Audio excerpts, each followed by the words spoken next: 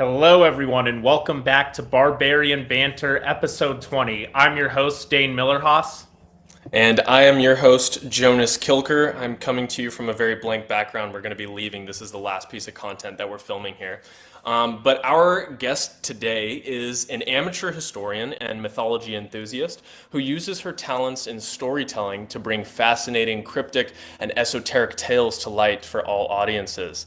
She's also, as was long overdue, our first female guest on the podcast. We're sure we'll bring some much needed diversity on various perspectives. Layla Cullen, welcome to the show. Thank you so much for the glowing introduction. I'm so happy and honored to be the first female guest on the podcast. And thank you guys so much for giving me this opportunity. This is actually my very first podcast ever, which is very exciting. So thank you guys so much. Yeah, it was a pleasure. I mean, we had been talking about wanting to get a girl on. People have told us that we need to have like a woman's perspective on things. And like, I mean, you know, that's come up a few times even during the episodes. And then when we were discussing it, Dane sent me your profile immediately, and I was like, oh yeah, she's the one. That's who we gotta have on. Oh, geez, you guys are making me blush. You aced it. Thank you aced it. Yeah. Yes. Your content is fascinating. Obviously, you're big into history, Yes. but you do a lot with folklore and mythology and cryptids, which is an interest of mine growing up that I need to make more content about because they are such a fascinating topic, and I'm sure we'll get into some of that today. Yeah, Of course. I know that you kind of live in the area where cryptids are a little bit more kind of a popular topic. Was that Yes. always something that you were interested in growing up, or was that sort of a newer fascination? So I've always been very interested in cryptids. Growing up, I remember my dad telling me the story of the Mothman, or it wasn't the real story of the Mothman, it's the way that he retold it to, for lack of a better term, scare the shit out of me so I would behave. And Important. since then, very important. So since then, I loved cryptids. I grew up watching shows like Courage the Cowardly Dog. Oh, so good. I've always loved those very strange things. I loved, shows like Ghost Adventurers or any of the like mountain men sort of cryptid hunting shows like that were obviously staged, but in my childhood mind were very much so real. Yeah, so you're familiar with Expedition Unknown with Josh. Yes. Forget his last name. We were Yes, just very discussing him much on a so. previous episode. He became a controversial figure in something we were discussing, but I also like grew up loving those shows. Yes, think I totally loved them and definitely believed them. I don't know if you guys remembered. I can't remember which network put it out, but there was like a mermaids docu-series that was like an investigative dive into mermaids, and it turned out to be fake. And I was really an apologist for this mermaids docu-series that was totally fabricated. But I still am, regardless of the empirical evidence. me too, Like, I'm still of supportive, course. so. Okay, Yeah, cool. I'm That's still important. a firm cryptid believer. And I did want to. Sorry, go did ahead. bring on the Mothman shirt I Nice. have. Oh, So wow, I love it. I don't know if it's supposed to be the Mothman himself, but it's a man with moth moth. features. I so. love it. That's amazing. I didn't even notice that. Yeah. A lot of your content is very much sort of focused on history from the supernatural or maybe like esoteric sort of perspective. Do you feel like you're sort of drawn to those things because it requires a little bit more of like an intuitive insight into things rather than like the sort of boring old, just like fact telling style of history?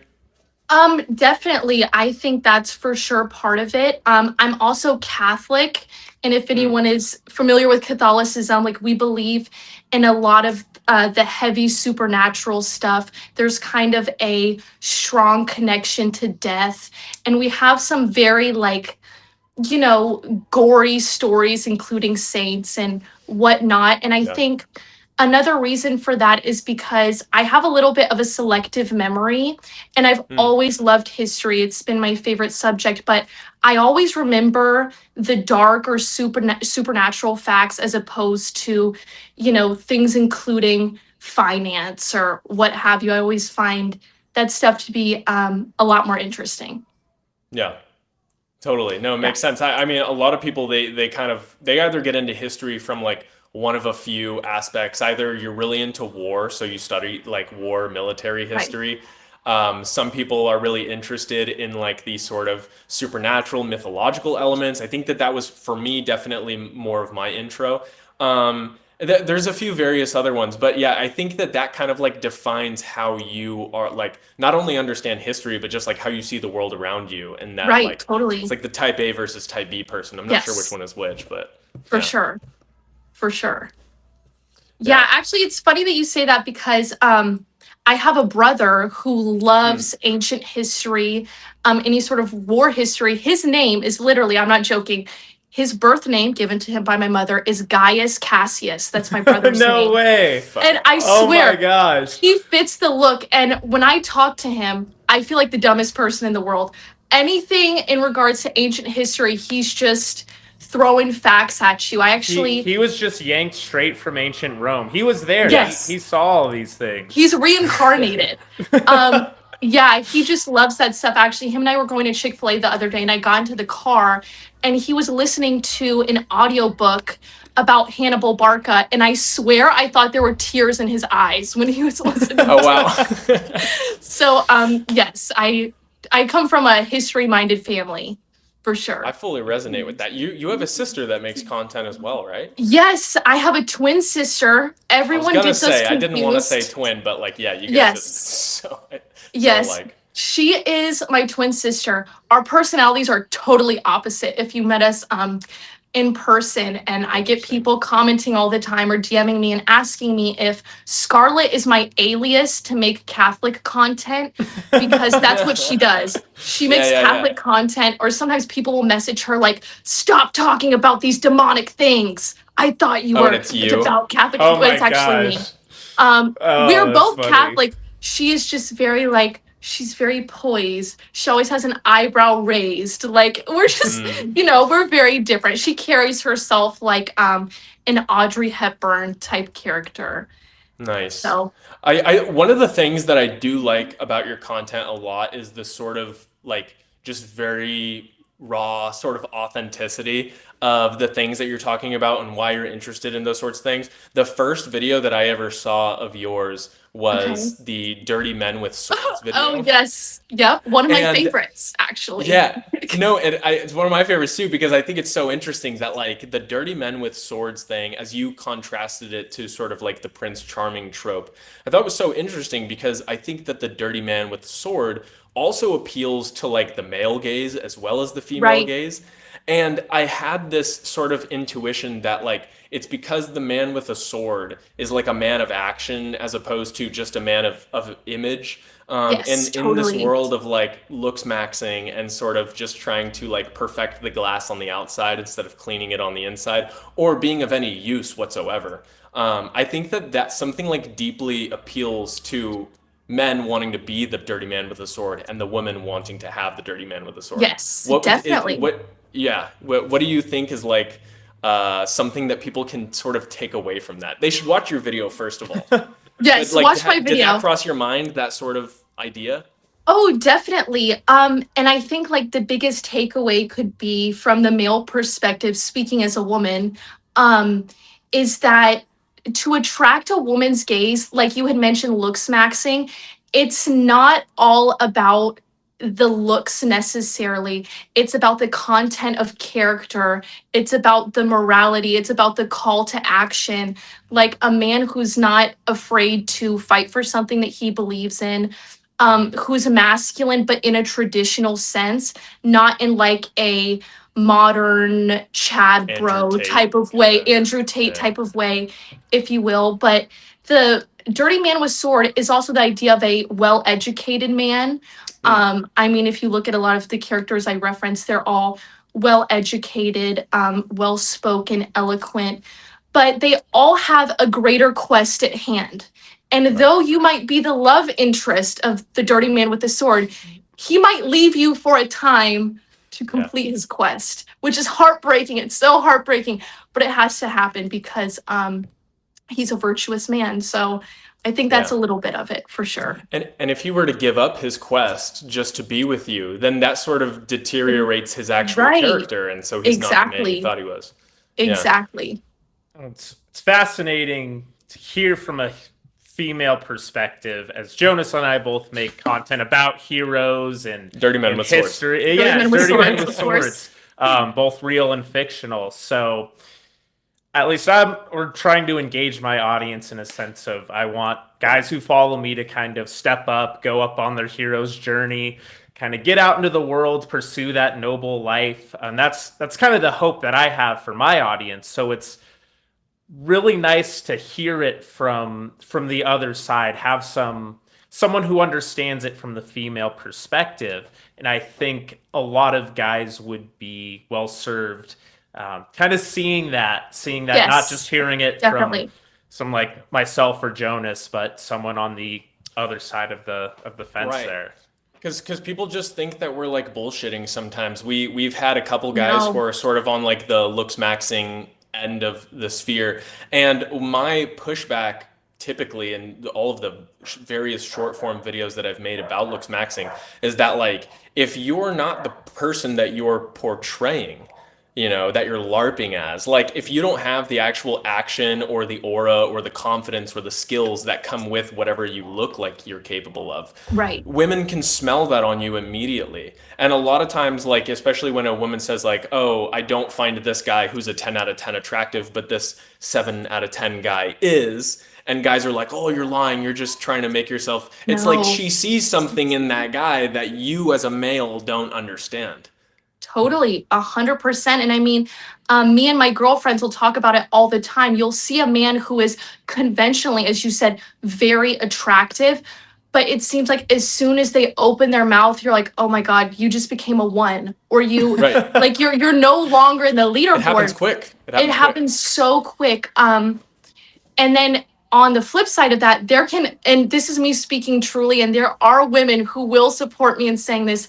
Please. There can be a man, I'm telling you, he could be a 3. He could be a 3, honestly. And if he has an outstanding personality, he's confident. Confidence is one of the biggest things. No woman likes a man who does the classic, no girls like me. I can't believe you're giving me a chance. That's like the worst thing a man could ever do. Men watching, never do that, because women don't want to hear that. No self-pity. No self-pity. Oh my gosh, please never. Women just like a confident man who's sure of himself, and who knows his value. That's very important. So, yeah. That's an interesting one. The knowing your value, I think, is it's very pertinent to the dirty man with the sword. One of my Yes. favorite dirty men with swords from fiction, also like history, but he's been fictionalized, is Uhtred of Bebbanburg from Oh, The Last I Kingdom. love Uhtred. I'm He's- so glad you brought up Uhtred. I love Yeah. Uhtred. Oh, he's one of my favorites, and like the real Uhtred the Bold, who was he was a lord of Northumbria from kind of maybe like 100 years after Alfred, so they don't necessarily line up chronologically. But the story, The Last Kingdom, incredible, and the character that they made out with Uhtred is like the most enigmatic figure because one, he's like constantly walking this line of like being true to his morals and his values, while at the same time, like, he doesn't sort of overstep any boundaries with women Right. or with royalty or with the other side, these sorts of things. But at the same time, like, he sort of maintains his own integrity. If he's wronged, he rights that wrong because he knows his value, and he's willing to sort of like speak up in the presence of people who are sort of above him. And it never comes from a place of like anger or like trying to like revenge or anything. It's just knowing your self-worth. And also, like you said, I think that knowing your self-worth comes from confidence, and confidence comes from having proven yourself in the past. So like, because confidence, in the same way that we say like, oh, I told you that in confidence, it really just means trust. So having self-confidence means having self-trust, trusting that you are the person that you present yourself as. And I think that the main problem with a lot of men today is that they don't actually trust themselves because they've never done anything. And so they just like paint themselves beautifully on the outside, but they don't trust themselves because It's there's that insecurity they have. It's more of a mask over the insecurity instead of authentically Definitely. healing it through cultivating self capability and experience and all the things that can give you confidence.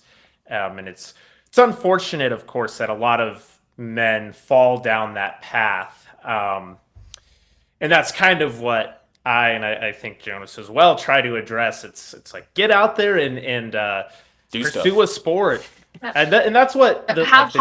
hobbies. Yeah. I think the gym can kind of be a double-edged sword in that sense because on one hand, that physical discipline does give you confidence and does help you cultivate real strength, but it can also kind of fall into like the purely aesthetic if you're just chasing the aesthetics and you're not ever applying the muscle for anything else and that's all you're worried about is how you look. So it can be a little bit of a double-edged sword, but it's such an easy entry point for young men today in a world that's doesn't offer necessarily a lot of rites of passage for young people, which I would assume includes women as well. I'm Yeah, sure there's a definitely. lot of stuff going on the other side that we don't see in terms of young people coming into this world that's going on the feminine that we might not observe as well. Right, right. Yeah, I think y'all have touched on, I mean, all of the very important points when it comes to that. And I think, like you had kind of touched on, Jonas, the most important thing, in my opinion, about like the dirty man with a sword Mhm. is the ability to grow and the willingness to Mm, learn and learn from their mistakes. huge. Um, yeah, you're not seeing like a lot of, they can be stubborn at times, but I don't think stubbornness should be confused with hard-headedness. Mhm. Um, they're willing to admit things they don't know and learn. They also have a which I think, in my opinion, of course, I'm not a looks maxing expert, but I think the looks maxing culture has done a thing where, in a way, like I feel as if almost cruelty to women is encouraged. I know this because I did watch a whole 8 hour clavicular stream. I watched all 8 hours with my Eight sister. Wow. hours. Okay, it was That's a supposed to lot be of one. popcorn. We were like, okay, we're It just was gonna, too it good. was the one where he had like Andrew Tate and some other people were there. And I just watched for hours as he was very cruel to these women as well as some of the other men there, whether it was making like disparaging comments about them, but they were also like very ignorant comments. They're very Mhm. surface level comments. um but then when we see someone like a dirty man with a sword, they have a certain gentleness when it comes to women. Though they can be very like commanding in the presence of men, they're gentle and kind and patient when it comes to women, which I I think think is it's a very deep important. reverence for the feminine Yes, too. Like you always see, like definitely. to bring up Uhtred again, not to sort of spoil for anybody who hasn't seen, but there's multiple times where the lady Ethelfled, who is King Mhm. Alfred's daughter in real life, that she's sort of she needs rescuing. And it's never in Uhtred's interest because King Alfred, for the most part, sort of like he rejects him throughout much of the series. He makes it sort of like his life is just more difficult because of this family. But because he has this sort of sense of duty to his people, and ultimately this woman who is unable to sort of navigate through the world that she's been put in, that she's sort of been forced into, he's constantly coming to her aid, not because of what he's going to get out of her, because he's never going to get anything out of her. It's simply because he respects the fact that, like, this is a woman, she's royalty, she deserves protection. And I think a lot of men, they feel like that is a burden on them as opposed to sort of just a natural duty of theirs. Right. You know what I For mean? sure. Yeah, 100%. 1000%. I think Yeah. to add to that a little bit, I think a lot of men carry some kind of bitterness or resentment um, based on their And they admit as experiences, much. justified or Yes. not. Yeah. But that kind of poisons their ability, even if they can grow in other ways. If they hold on to that bitterness, it can be very blinding, and it's hard to overcome for them to overcome that resentment and deal with that sort of grace and respect and care that a hero should. Right. Yeah. Definitely. How do you see sort of, because like I almost caught myself saying something that I didn't want to say, which was that like the Lady Ethelfled in that situation, she's like powerless without Uhtred, because she's not. She's obviously very influential. Um, but obviously history has been uh, a place that's not it's not necessarily like very female centric in the way that it's written, but there Mhm. are like when you get into the deep history you can find really fascinating stories about like powerful women, and I know that that's sort of a deterrent for a lot of women when it comes to history, whereas like mythology is kind of much more balanced because it like speaks to nature, and nature inevitably is going to be half male half female. Do you feel like there is a barrier to entry for women when it comes to studying history? And do you feel like taking the more sort of esoteric route has given you a little bit more of an in, like an ability to connect with history? Right. I definitely think that going the esoteric route has given me more of an in. And I even find that when it comes to women in general, the more spiritual or supernatural or even morbid a topic is that I'm Mm, covering, the more female engagement that I'm getting. Like, interesting. I did a video on a guy, I don't know if you've seen it. His name is Carl Tanzler, and Mm, it's a very famous story of grave robbing actually in Key West, where mm. he became enamored with this young woman. He received I think he was suffering from schizophrenia. Let me start that first of all. As a child, he received a vision from a countess that showed him this beautiful dark-haired young woman and said, this is going to be your wife. So he's living his Mm. whole life. He moves from Germany to Florida in search of this woman. Well, he becomes a fake doctor. He's not a real doctor. He just tells everyone that he is. And he finds a young woman whose name is Alana Milagro de Hoyos. She is a Cuban immigrant. And he says, oh my God, this is her. This is the woman from my dream. The only issue is that she's literally dying of tuberculosis. She is Oh, dying. There's no hope for her, don't you hate when that unfortunately. happens? That happens all the Yeah, time. it's horrible. But this was like at this point he's an old creeper. Like if she was well, he would have had no chance. Yeah. Um Anyways, it's just this horribly morbid story where he's taking care of her by giving her like intensive electric shock therapy, Um, proposing to her on her deathbed multiple times. Each time she says no, and then she dies. And he after she dies, he asks her family if he can construct this beautiful mausoleum for her at no expense to them. And of course, they're impoverished, they're lower income, so they mm. accept. And he goes to this mausoleum every single night and he talks to her through the walls, and he says that she talks back to him. They're speaking together and they're in love. And long story short, he ends up robbing the mausoleum and living with her dead body for years until her sister grows suspicious and goes into the home to see I don't even know if you could call it a body at this point. He had like done some paper mache wax sculpting and Oh my made gosh. I don't like a A Madame chimera. Tussauds, yeah, essentially a version of this young woman. But yeah, anyways, I say all that to say the women loved that story. They loved it. They want more of it. Yeah. They're like, when are you covering H.H. Holmes? When are you covering Jack the Ripper? So women really, they really love it. They love that It darker, I kind don't of. know, the darker side of history. Macabre. I've known a lot of women, including family, who are obsessed with true crime. My Yes. Yeah. mom loved true crime. What do you think is kind of like the draw for women to maybe these more morbid, kind of frightening, grisly topics? You know,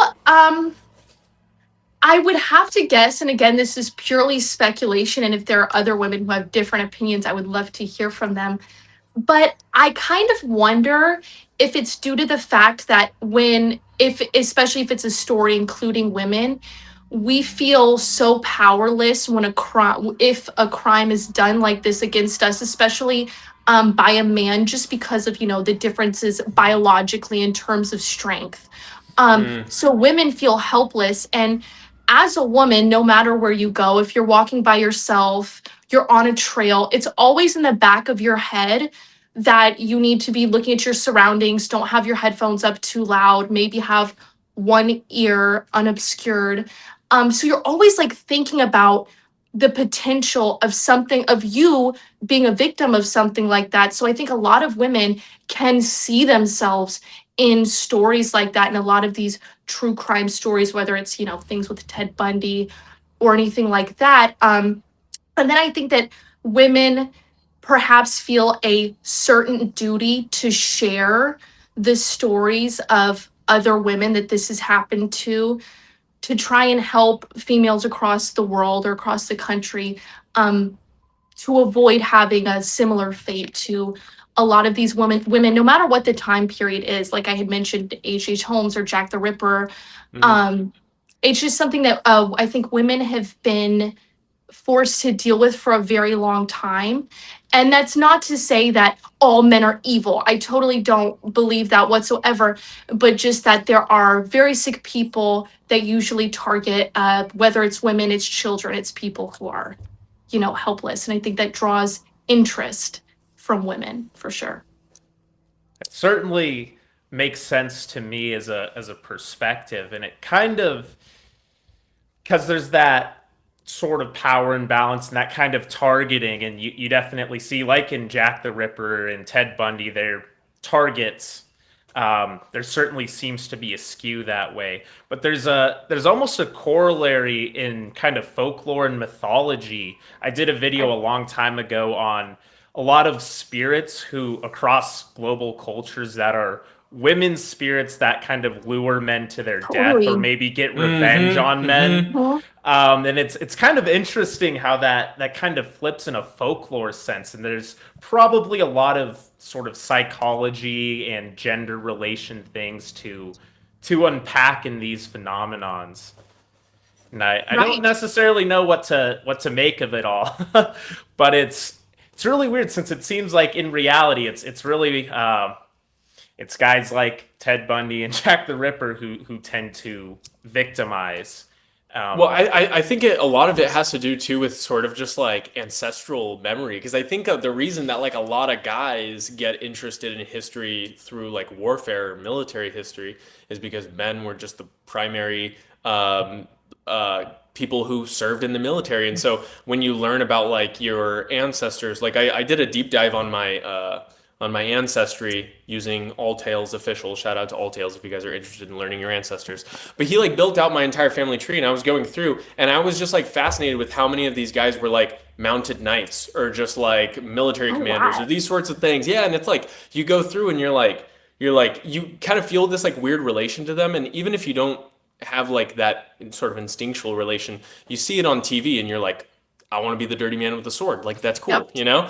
And so I think it's that sort of like warfare is the thing that like destroys men. So we're interested in it. And then also like these psychos are just sort of the like obscurity of nature is the thing that destroys women. And so we're Yep. innately drawn to those things that it's like, what can I learn from this? What can I take away? And like, how do I there, dissect this as best as possible? there's a good point you both just made, kind of what do I learn from it and what can I share with my fellow women or men, Yes. Yeah. depending on the case, of how do you avoid this. Like when we're talking about military history, it's like we learn about, okay, this armor will protect you from this tactic you use against this is how you survive a siege. And that's fascinating to us. And then, like you said, sharing stories of true crime, it might be that same kind of protective, this is how you might be able to protect yourself or raise awareness for people who are going through this. That's an angle I'd never considered psychologically before, for why Yeah. we're interested in these kind of morbid, violent topics that Yes. aren't Right. necessarily pleasant to think about, but we can't stop ourselves. We Right. get very into them, obviously. Yeah, it's I think anytime that you want to understand like your interests, I think that you can use kind of like evolutionary psychology to just be like, okay, well, this clearly serves me in some way, Yes. whether it's like survival or mating or social success or these sorts of things. Like, there's always an underlying factor to it. And speaking of which, I kind of wanted to touch on like your interest in cryptids specifically, Okay. because I'm always fascinated by the fact that fairies and elves and the sort of like European cryptids are always seen as these sort of like friendly, softer, like fairy tale things, you know? Whereas like on the Oh, American, what's that? sorry, guys. My brother Gaius has decided to call me 7 times in Oh, a no row. worries. So if you want to just restart your question, I'm sorry, I wasn't paying attention. I was just Totally okay. hanging up on Totally okay. him. Sorry. No, Little that's brothers are that's so Hey, annoying. if it's urgent and also you It's not can. urgent. It's not urgent. I can Okay. promise you that much. okay. Fair Gotcha. enough. Fair enough. Yeah. No, we can definitely jump right back in. Sorry. On your interest in cryptids and sort of like Yes. the sort of evolutionary psychological development of these things, the European cryptids like elves, fairies, maybe leprechauns, they're all kind of just like these softer, more cuddly, maybe more human friendly beings. Whereas when you get to like the New World in the Americas, you have like the chupacabra of South America. You have the Mothman, the Jersey Devil, The Right. all these like Wendigo. yeah, Wendigo. all Yeah, that's the a Wendigo horrible one. exactly. So it's like it's even before the colonists arrived in the Americas, like the indigenous peoples of America already had these like terrifying cryptid beasts. And that's not to say the Right. Europeans didn't, but do you think that there is something about the sort of like more wild, unknown frontier about America that like brings those stories out? Um, Definitely. I think that when it comes to America, like you said, we have like so much untamed wilderness. Hmm. Like, for example, I went to Washington State not too long ago, the home of Bigfoot. And I Nice. mean, Yep. you look into that like lush evergreen forest, and it's just, I mean, it's even different than anything that we have like in Appalachia, where it's just like, I had this feeling of if I walked in here, I would never make my way out of it. Oh yeah. So I think that's part of it. We just have so much open space that somewhere in Europe might not have, or like the UK doesn't have. But Mhm. on the fairy topic, I actually would argue that fairies classically are actually like super horrifying and they're very scary. Um, like in Ireland, you have the idea that your child could be replaced with what's called a changeling Mm. by the fairy folk. And so the changeling is almost like it's your child, but it's not. So the fairy has replaced your child with something like an evil spirit to mimic it. And I mean, we have some very disturbing stories. I think I had actually seen one from the 1950s where a mother actually killed her child, believing it to be a A changeling changeling. that Whoa. was replaced by a fairy. And there are a lot of stories about people being taken into the land of the fairy folk, and it's really Interesting. freaky. I don't. It's to the Yeah. yeah. It's very. It'll I'm make your actually skin crawl. I'm remembering now. Have you ever seen the show Highlander? Okay, I had watched it a long time ago with my mother. My mother loves Scottish men. She loves kilts, so I Yeah. watched it with He's her. a good dirty man with a sword too. Oh my gosh, Uh, please. My mom has a southern accent. She's like, oh, I love those men in kilts. And it's bad. It's that was really pretty bad. good. Um, Yeah, but no, but yes, I they I watched it a think while ago. there is a scene in there where a child is like dying and they take it into the forest to sort of say I thought that there it had something to do with like a changeling, but like the fairies were going to intervene was like the belief or like save the child or something like that. And now I'm kind of wondering if like maybe this softening of fairies and leprechauns and what we believe of them in Europe is maybe like a modern Western Yes. retelling. Is that the It's case? Totally. Totally. It has a lot to do with like Disney, Walt Disney in Mm, particular. totally.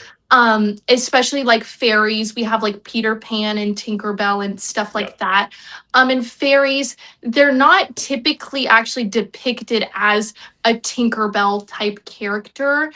Like I said, they're usually pretty frightening. And I don't know if you actually knew this, but Tolkien was actually a critic of Walt Disney because he believed that he would take this kind of intense and raw nature from these folk tales. Um, and I mean, obviously he's trying to sell them to a commercial audience, but he famously saw Snow White with, I believe C.S. Lewis was with him when he saw Snow White. That might be My incorrect. favorites. Right. It's so great. But he walked out of the theater because he was a big fan of Grimm's fairy tales. And of course, the story of Snow White that we're familiar with in America is totally different to the traditional folk tale of Sneewittchen, which is a lot darker and a lot more spooky than what we're Yeah. familiar with. It's kind of interesting you bring up Tolkien as well. My first exposure to elves as a kid was Santa's elves, which are, of Yes. course, very Right. wholesome and they make your toys. But then it was Lord of the Rings elves, and Tolkien's elves are, of course, they're a very proud, ancient, immortal race, great warriors and artisans and all that sort of thing. Legolas and his bow, Yeah. you know. And then I was about 8 years old and I got this book of like mythology and it had like, illustrated. Oh, we talked about this. Was it like monsterology or that? Yeah, it was something like that. I'm familiar, actually. And Yeah. it had this one about the Elf King from this poem I think called like the Earl Condig or something. And I was reading it and it was about this Elf King like taking this kid away from his father into the woods and the kid's like crying and scared and all this stuff. And I was like, little me was blown because I imagined Legolas and I imagined Santa's elves, and I was like, why is this elf so out of evil? Kidnapping for a elves. fairy. Why? Yeah. I thought an elf king was supposed to be nice. Although I guess even in The Hobbit, the elves of Mirkwood at least aren't too nice to Bilbo and the dwarves. So Right. maybe there is that. But it was kind of a culture shock for me to get this. Folklore side of like the fairies and elves and all these kind of wholesome, I thought, mythological and folklore creatures, which got a darker side. Of course, growing up, I kind of knew some of the American Indian legends, which can be very dark as we discussed, Yes. and very scary. Yeah. But you always think of dwarves and gnomes and just being cute and lawn ornaments. yeah, cute, maybe a little mischievous, but not violent or dragging you away to never be seen again. So it was kind of and I Layla, guess do you wanna- Disney might be to blame.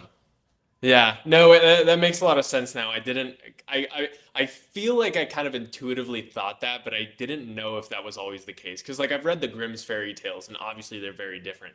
But they're still fairy tales, so it's like Right. maybe not. But I am curious, and this is probably like, I don't know, this is gonna make a lot of people happy or very upset. But Okay. do you believe that these cryptids and mythological are Yes. they real? Yes, Okay. the easiest yes of my whole life. Absolutely, without the shadow of a doubt. Yes, I do. Nice. 100%. Have you ever 120%. encountered one? So, I've never encountered a cryptid. I've definitely, even though I desperately want to encounter the Mothman, which I've been reading the Mothman prophecies. That's actually going to be my first podcast. I haven't filmed it yet. It's going to Nice. be on the Mothman, and we're covering everything. But Amazing. even though I just read the Mothman prophecies, I don't know how much I would really want to encounter the Mothman. I just have this notion in my brain that maybe we would be friends, but I don't think that's really the case. Anyways, I've never encountered a cryptid. Supernatural experiences, absolutely. And I know Nice. there are more people that have had supernatural experiences than run-ins with cryptids. But yeah, definitely have had quite a few supernatural experiences that are like beyond explanation. And with some of those, I mean, I kind of asked myself, why wouldn't, if these things happen, why wouldn't cryptids be real? I feel like with everything Right. that's true in the world, I feel as if cryptids could potentially be the least crazy thing going on right Exactly. now. Exactly. Yeah, and it kind of makes me wonder too because like I've had some spiritual experiences too, and like I feel like I've had experiences where I've seen ghosts, which are not necessarily like because separate from the sort of like more mystical spiritual Right. experiences that I've had. But I also lived in Washington for 7 months. I was fighting fire up there, so I was in Oh, the wow. forest all the time, and I was looking for Bigfoot everywhere. And the closest I got was a black bear that ran across our truck one time. Oh, But cool. I've always been fascinated in that idea because, like, I know, like you said, like, I've seen the spirits before. So why would this sort of like more cryptic, like, actual physical things not also be real and, just difficult to find? That's what makes them so fun. Yes, for sure. And I think that's kind of what fascinated me with cryptids, especially when I was younger, but still like early teens, because cryptids do have a little bit more of a grounded element in the sense Right. that there's not always something supernatural going on with them. Like Bigfoot could He's just theoretically chilling. be Yeah, he could be a a truly biological creature. same with the Loch Ness monster was my favorite growing up. I Yeah, Mm. always 'cause that's a great I one. loved dinosaurs too when I was a kid, and the idea of a prehistoric animal like surviving into the modern day just wrapped my mind. I wanted it to be real so bad, and very well might be. Um, but Well, I there have is good news for certainly you. a Alligators exist. my mom sees them in Florida all the time. Yeah. Terrified of them. I want to see an alligator. I've always wanted to see one in the wild. But yeah, there's something to be said for cryptids, and of course in the United States, as we mentioned, it's so vast. There's so much untamed wilderness, and there are people who disappear into the wilderness, and Mm-hmm. Yes. there Yeah, is no plausible explanation for what happened to them, a and hundred it percent. just gets the mind thinking, right? Yeah. The world is vast, and to say that we know it all. I think Is that's actually one of the most interesting statistics is like the amount of people that go missing every year in national parks in the US that it's just like I mean I can't remember what the actual figure is. I'll try and find it. But it's something so mind-blowing that you're like how is this not on the news all the time, you know? And Yep. I've been watching a lot of disappearances into the wilderness actually on Mm, a channel I enjoy very much, the Lore Lodge, and he nice. does a lot of history with kind of like the mythology of a place too. And Mm. something I've noticed is a lot of Native American legends get independently corroborated by settlers who come into the area. And that also Mm. makes you think, like, did they just hear the story, or is there something more that multiple people are experiencing that might have been Definitely. real and might continue to be real? Definitely. And I don't know if y'all have ever seen the documentary. I believe it's on Amazon. You can find it. It's called Missing 411 The Hunted. That is oh, you gotta watch it, Jonas. That's your homework. You Okay. gotta watch it when you get to Florida. Watch Missing Say it 411 again. Missing 411. The Hunted. Literally, your brain is gonna explode when you watch this I love it. documentary because it covers that. It covers these. Everyone that it covers, they're like experienced hunters or outdoorsmen that go missing with absolutely no explanation. Quite a few of them actually are in large groups of people. And I mean, there are some stories like the person turns the corner and they're never seen again. Like no body is found, nothing. So it begs the question, what's going on in some of these natural forests or these national parks, I mean.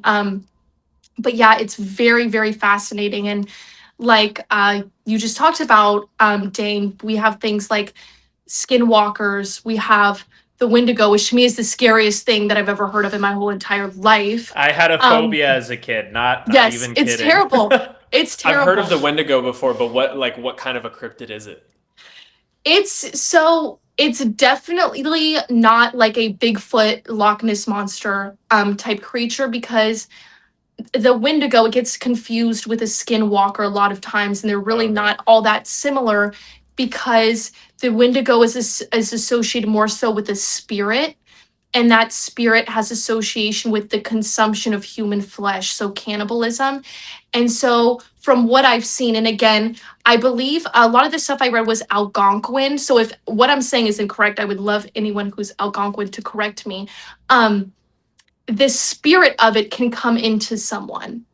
And actually in that folklore, they prefer you not to say the name at all. So they say saying the name invites its presence onto you. So yeah, it's very scary. It's scary. Essentially, if you encounter that creature, you're done. There's no hope. Just say your prayers. There's no Got hope. it. So And when I yeah, no, you go, Dane. Sorry. Oh, no, sorry. You finish. I don't mean to cut you off. No, I was gonna say, whenever I say I want to encounter a cryptid, not a skinwalker, not a wendigo, something that has no kill count. Bigfoot does have one kill count according to Teddy Roosevelt. So, Ooh, Yes, Um, that's and we true. trust Teddy. We trust and Teddy on I this love Teddy podcast. Roosevelt. He's my favorite president. I do trust Yes. him. Yes. I love Teddy Roosevelt. But I'm sorry, what were you saying, Dane? I rudely interrupted you. No, I did to you. But the kind of interesting thing with the Wendigo legend, spirit, what have you, there's also cases of kind of like you said with the changeling when the mother killed her child because she thought it was a changeling. There have been documented cases of natives killing someone they thought was a Wendigo spirit or possessed Wow. by the spirit of the Wendigo. And there's a very real question of they live in these territories where, especially during winter, it's very harsh. Starvation sets in. And of course, you've heard of stories like the Donner and the Reed parties where Right. settlers were driven to eat each other. And you have to wonder if there's some kind of cultural context too of actual cannibals, either supernaturally or just psychologically being driven to kill and eat people, and it kind of became a cultural warning. So it's really one of those things where it's like how much of the myth is supernatural and how much of it is real. Yeah, definitely. Yeah. Definitely. I know for sure there was, at least from like the early colonial accounts, a lot of the colonists, because they brought over firearms, gunpowder, all these things that were just sort of like more advanced weaponry than what the natives had, they sort of hired the colonists in exchange for goods and services to sort of protect them from other adversarial tribes. Yes. And a lot Yeah. of them were cannibal, like they claimed were cannibalistic, and that's why they were afraid of them and these sorts of things. And especially the ones from the Caribbean, which is where the word Carib comes from, because it means something like cannibal. And so I do know that there is a sort of intertwining in those sorts of mythologies. But I do think that over the years, as like, you know, more and more people settle in Appalachia or something, all of the stories that are like true to the land just become greater and greater. And there is something about a collective consciousness of the mythology sort of making the myth more real. And on like a purely empirical scientific lens, it's like, oh, it's because you're more aware of it. So maybe people are going to have more sightings and these sorts of things, but it's not actually real. And on the like spiritual, whimsical side, it's like, it's because you're giving that thing more power. So it's Right. like it has more of a presence in that community. And I think both are ultimately true.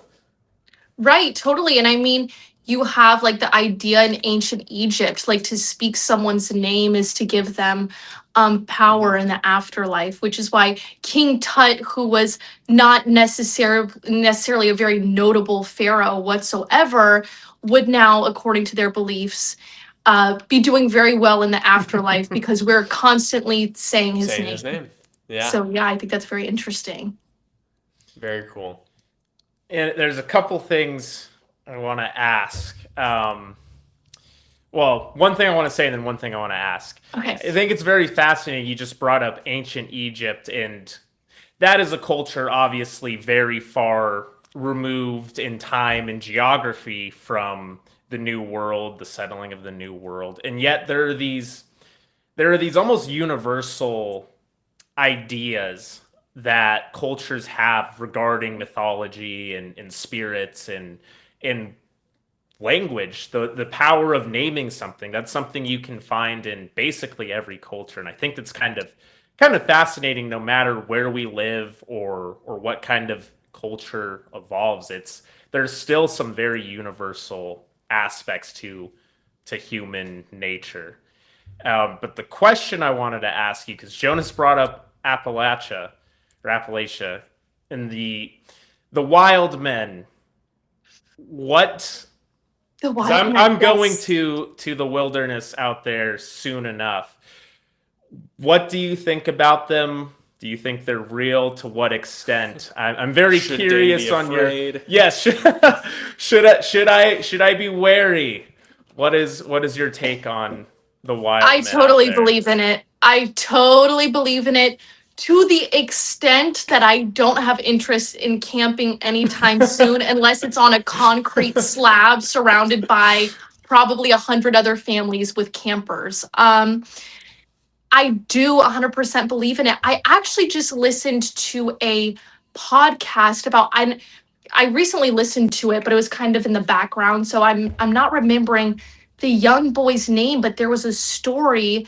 I believe this was in the late 60s or early 70s, and where a father, a grandfather, and a grandfather took their young son on a camping trip for his birthday, and they hiked, I think it was like 5 miles to an open field where there was another family already camping there. So they figured, why not join forces and just cook together, have a good time together. That family also had children, and this little boy is playing with these kids, and they decide they're going to play a game where they're going to trick the parents, and they're I going to. just watched a podcast about Yes, this. It might have it been might the be the same same one. one. Oh my It might gosh. have been the Let me same let me look one. in my YouTube history Yes, real if you can quick. find the Please, name. I'm captivated. Because Keep it's going. so crazy. And so they decide they're going to trick the parents, and they're going to jump up and scare Dennis them. Martin. Yes, Dennis Dennis Martin. Martin. Yes. Yes, Dennis Martin. And so Dennis, he goes and he hides in the tree line, and his father sees him walk into the tree line. He's wearing a bright red shirt, which is very important. He sees him in the tree line. Another child jumps out and scares him. He looks away for a minute. When he looks back, he's gone. He's nowhere to be found. He thinks that he's still playing this game, and he calls his name, but it was unlike him to not answer when his name was being called. Like, he was a very obedient child, and from that moment, they never saw him again. It launched a huge manhunt. And I think the manhunt lasted weeks, and they never found any sign of him. However, it was about, I think, 7 miles away. I want to say like between 2.5 to 3 hours after this child goes missing, at another campsite, there's a family, and they see what they described as a wild man kind of hunched over with what they thought was a large pile of clothes in his hand, Ugh. and he's kind of just trudging, like he's just running away from something or he's being pursued. And when he sees them, he runs back into the forest. And so that leads us to wonder, was this the child that had gone missing? I think yes. And so that would be a story of a wild man, and nothing of his was ever found. I don't even think they ever found an article of Not clothing. nothing. Nothing. Wow. And another interesting thing about this case is the Green Berets were heavily involved, and there was some kind of How long ago was this? questioning. I think she's right. I think it's the 60s. Okay. Yes. I didn't hear I that. think it was during the Vietnam War, actually. Yes. So that's late 60s, early 70s. Mm-hmm. But the Green Berets, they were out there training, but then they get called in, and there's just some weird things about their involvement in what they. There's a lot of very weird government things, like the FBI was involved. And I know the FBI does get involved in cases involving missing Yeah. children, but when those three-letter agencies become heavily involved in anything, I'm putting my tinfoil hat on as to what the Yes. reason could be. Yeah, it's So in that case, okay, if it was a wild man, do you think the wild man, if you will, are just people living off the grid who maybe are a little bit weird? Do you think I was gonna they've say got wild more man. of I feel a- like could be a person.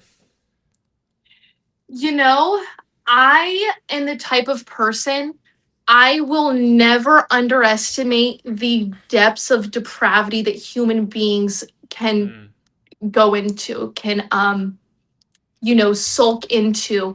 There are plenty of stories, whether it's true crime or what have you, that I hear of people that are so wicked and it's so deranged. You think, how could anyone be capable of something so wicked? So in my opinion, I do believe that they are actually real people who, I don't know if they were born in the wilderness or they're escaping to the wilderness for the sole purpose of doing things like these. Are they familiar with underground cave systems?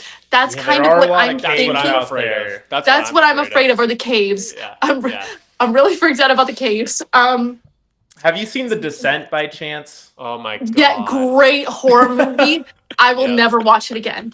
I I've will seen never it watch like it again. 3 times because There's a whenever good somebody's story like, about "What's a good?" caves and Yeah. people. Oh yeah, no, seriously. If you guys haven't seen it, watch it. It's like one of Watch The the Descent. genuinely scariest movies. Yes, you will be Yeah. claustrophobic the whole time. Uh-huh. Uh-huh. Yeah. So Yeah. so no splunking for you No ever. no spelunking. Like, I think my idea of hell would be eternal spelunking. I don't Yeah. know why anyone would do it. Um yeah. Yeah. Have you guys seen that meme where the guy is just like stuck like upside down Yes. in the with his head? Oh You my know, and it's like, how are gosh, you getting the out of this? yeah. Yeah, some of That's my those. I nightmare. mean, there's the It's whole horrific. people Yeah. living underground that could have bad intentions, but there's also the whole just claustrophobic getting stuck down there. There's that. Yeah. What's that? You might have just that might be who you're mentioning, the guy who gets stuck like upside down in the Oh, I in the don't know. nutty. I was just saying There that there's like a meme out there where it's just like me and it's like I don't Yes, know and he's like something stuck else in and the guy's the like just stuck. Yeah. And it's like if you look at it, it's like the most horrifically like there's no way for him to get out But at all. there was a guy who got stuck upside Upside down. down, and they tried to pull him out by his ankles, all this stuff, but they Yeah, he got stuck with his brother. His uh, brother was able to. No I can't way. remember what the the name Nutty of Putty Cave, I the think. Nutty Putty Cave. Yes, and that's a very whimsical, fun sounding name for a not very Yeah. fun thing. Seriously. I think when I had like read it, they said like, "Oh, he took a wrong turn 2 miles in." I'm like, miles? I didn't know Yeah. miles Oh were my- involved in this. There's another really great movie, As Above, So Below. Great I movie. I I wanted to love see it. that. I saw the You've trailer gotta for see it it, when I was Dane. It's younger, so good. and it like scared me, but I was fascinated, and then I just never got to watch You've it got to when I see grew it. up. It's good. It's so I good. usually am not That a fan takes of place those in the sort of, like, catacombs, right? the Paris catacombs of catacombs. France. Yeah, exactly. Yeah, Yeah. it was really good, really good. Speaking of which, since we're already on this topic, what is your? Because like, I think personally, film and television, one of the easiest ways, obviously, to get into history, mythology, all these other sorts of things, is just the easiest storytelling narrative, most digestible. What are your sort of canon films and TV shows that you watched that really like kicked things off for you? So that's a tough question because there are a few. But Yeah. number one, I'm going to start with the one that scarred me the most, that totally shattered my heart. And my dad made me watch it as a lesson to be kind to people. And that's going to be The Elephant Man. Oh, God, did that movie Elephant destroy me? Man. The I Elephant actually haven't Man. seen that. It's a one-time watch because it's so sad and it's so heartbreaking, and especially because it's a true story. The Elephant Man got me very interested in that, and even like the whole. And I hate even using the term. What would be deemed a circus freak thing? Right. Even if it comes down to people like P.T. Barnum, who I think is Satan incarnate. It's just I've always like since I saw that movie. I've felt a great soft spot to people who've been treated cruelly by history solely on the basis of their looks or a handicap. So that's definitely one, because that's a very sad and heartbreaking story for sure. And If anyone that's hasn't watched David it, watch Lynch it. too, That correct? is David Lynch. Yes, That's that's a one of David Lynch his I film. have not seen yet. You've got to So watch I've it got again. to, because I love Bring his your work, but tissues. yes, it sounds like it will be a tragic experience, but It's I tragic. Oh, must. it's terrible. It's just though And it's you one say of it's those based on a movies. true story. That I Yes. did not know.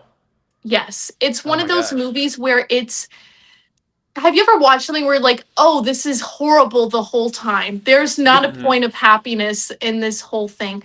It's kind of one of those, and I won't spoil the ending, but the ending is kind of made to be like, no, but don't worry, it's actually kind of happy if you think about it hard, and it's just not. It's just a story of cruelty the whole way through. They're digging Um, for a silver lining, and there just they're is not digging, one. yes, for Yeah. sure. Another one is going to be, and of course, this is not it's not based on a historically true story. It's based on a work of fiction, but it's going to be Sleepy Hollow, specifically with Johnny Depp. Um, That's a good one. That's a good Let one. me tell you, when I first watched that as a young girl, I was totally enamored with Johnny Depp in that movie, and I thought, who is this man? How do I get in contact with him? I want to live in this village. So I loved that movie. I would make my dad play it all the time. Another one would definitely be, of course, and I feel like this is almost cliche to say, but Gladiator. Gladiator is just Mm. such an absolutely outstanding film, even though ancient history isn't particularly my forte. I just absolutely love that movie. Yeah. Um, and let me think if I have another one that really stood out to me. Um, Actually, I do have one again. This is also a work of fiction, but it got me interested in the whole era. And that would be every cool woman on earth loves this movie, by the way. So if you ever want to impress a woman, talk about this movie. It's going to be The Phantom of the Opera with Oh yeah. Gerard Butler.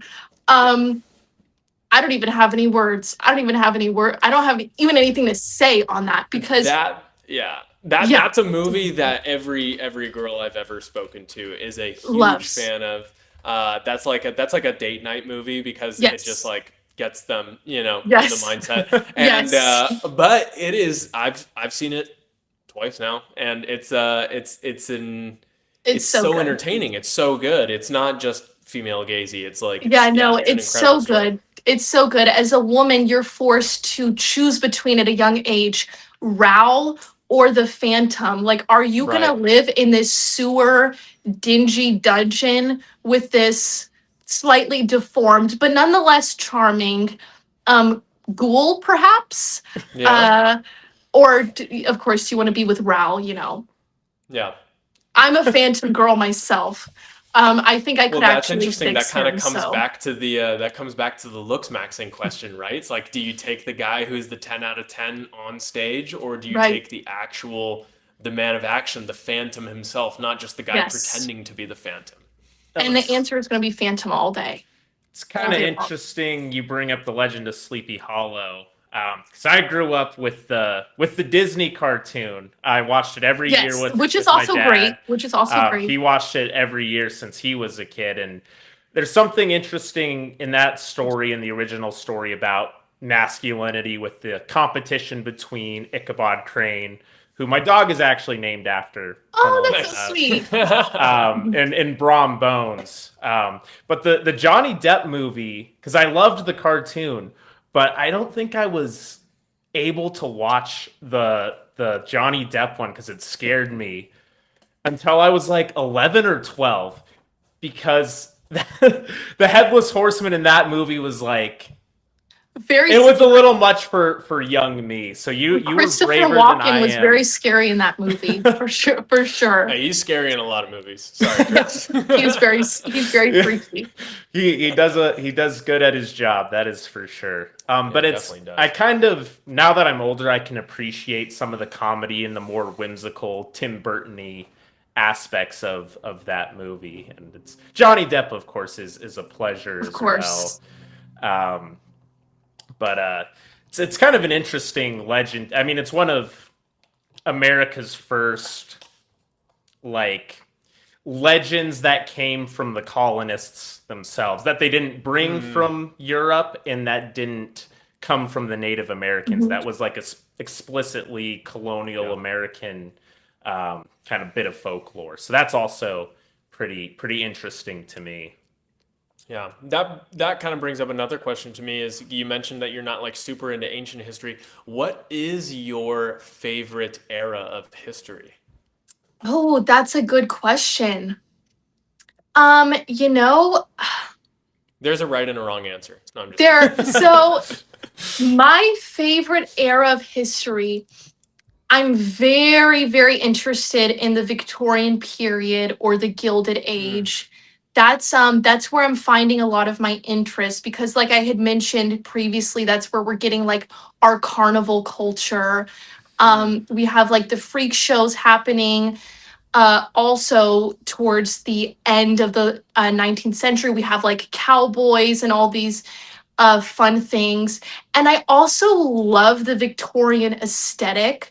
I I was gonna love say your costumes. You have some great costumes on your Instagram I need profile. I need a proper Victorian costume. I actually I'm in the market right now. I There you really go, would brands. love Hit her up if you wanna get please collab. please because we are bordering on destitute right now, so I will accept any collabs. That will change for you soon. Yeah, Sure. I hope so. But I love the Civil War, and I really want to LARP. I'm stealing that term from you, Dane. I know it's a popular term, but I didn't start using it until you did. As Yeah. a mourning Civil War widow. Now, the reason for that is because we have beautiful Civil War cemeteries here in Lynchburg. And I find the Victorian mourning culture, specifically the Civil War mourning culture, it's amazing, So I think. good. So And good. it's beautiful. It's just really beautiful. Like they have a lot of, I don't know, just very, they just have this reverence for the dead. And so they're doing these things that take a lot of time and beauty, whether that's making wreaths out of their own hair, to put on the graves of their husbands. They're just things that are so beautiful that I think are lost today. Like now we have these kind of cold stucco funeral homes and like Yeah. these weird cheaply made caskets. And I say this, my mother is a mortician, by the way. I didn't add that before. Whoa. That's why I kind of have this interest in like That explains these that. things That because I definitely told my lines mom up. I told my mom this. I was like, I want to dress like a Civil War widow. Wouldn't that be cool? She's like, that's fucking badass. My mom cusses Yeah. like a sailor. Pardon me. I'm being accurate here in my impersonations of her. So she thinks it's so cool. She thinks it's awesome. Oh yeah. So I grew up hearing a lot of these funeral customs and things like that. And my mom was doing a lot of the nitty gritty stuff that a lot of people don't want to do. She actually would tell me, I would ask her, why do you do that? Like, why do you like doing that? Does it not creep you out? And she said, I like it because my clients don't complain, which obviously makes them, it Fair makes a lot of point. sense. But anyways, yes, I really want to get one of those beautiful gowns, like similar to the one worn by Mary Todd Lincoln, which is really what I'm trying to emulate Very in cool. that. Are you familiar with the folk artist Hoyt Axton? Have you ever heard Yes, of him? of course. Yeah. Yeah, he has this song called "The Yellow Rose of Texas." It's one of my favorite songs of all time. Are you I love familiar? that Yeah. song. I'm Yeah, very and it's familiar with totally that about song. that exact aesthetic of like the mourning Civil War widow, and it's Yep. like it's one of the most beautiful songs. Like, it actually makes me cry sometimes when I listen to it. Yeah, I'm gonna have to give that a listen. Yeah, Yeah. Cue that up for sure. No, that's super cool. I am not particularly, of all of my ranges of interest in mythology and history, U.S. history. I think it's just because it's like pounded into our brains so much throughout high school that I'm just kind of like, give me something else, Or with guys. Like, it. can we? Yeah, but at the same time, obviously, being an American myself, like there is a lot of sort of a cultural understanding that you can gather from these things. And I also think that, like, at least what I've learned from my studies in history is that, like, the stuff that they teach you in school is like not even the cool stuff. You got to find the cool Oh, stuff on your yeah, own. for And so I sure. think that getting into US history is going to be the thing that, like, when that happens for me, it'll be a little bit of a paradigm shift. But the Civil War, particularly, is kind of also that era for me that I'm like, I think the most fascinated with in all of US history, just because it is such a turning point for America. And there is so much of that, like, I mean, like, the entire South North divide, like all the different Mhm. sort of like cultural pockets that you get from those things, like we're all still reeling from the Civil War in a big way. And so I think that that's where a lot of people can sort of find an understanding and identity from those things, and they might not even know it, you know?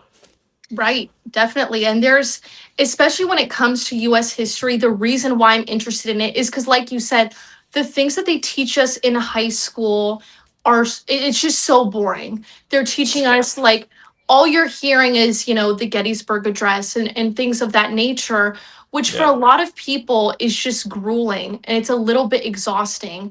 Um, Yeah.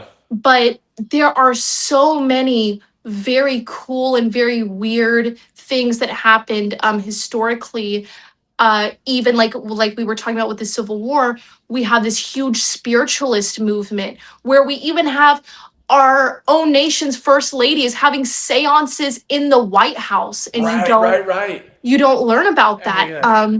Just very interesting things, and I think a lot of that is because of just this immense death that we were seeing on the home front. And of course, there was a lot of death associated with the Revolutionary War, but now Totally. we have all these advancements with the Industrial Revolution. So these spiritualists are like able to take out ads in newspapers. And I mean, some families during the Civil War lost two, three, four sons, and even sometimes their husbands. So you have a lot of grieving people who are looking for answers. And so this made a large market for Mm-hmm. spiritualists and spiritualism. We even have like the manufacturing of the Ouija board, which I believe is in Baltimore at Mm. the time. So we have a lot of occult spiritualism things. We have spiritualism mixing with Christianity, and like I said, even in the White House.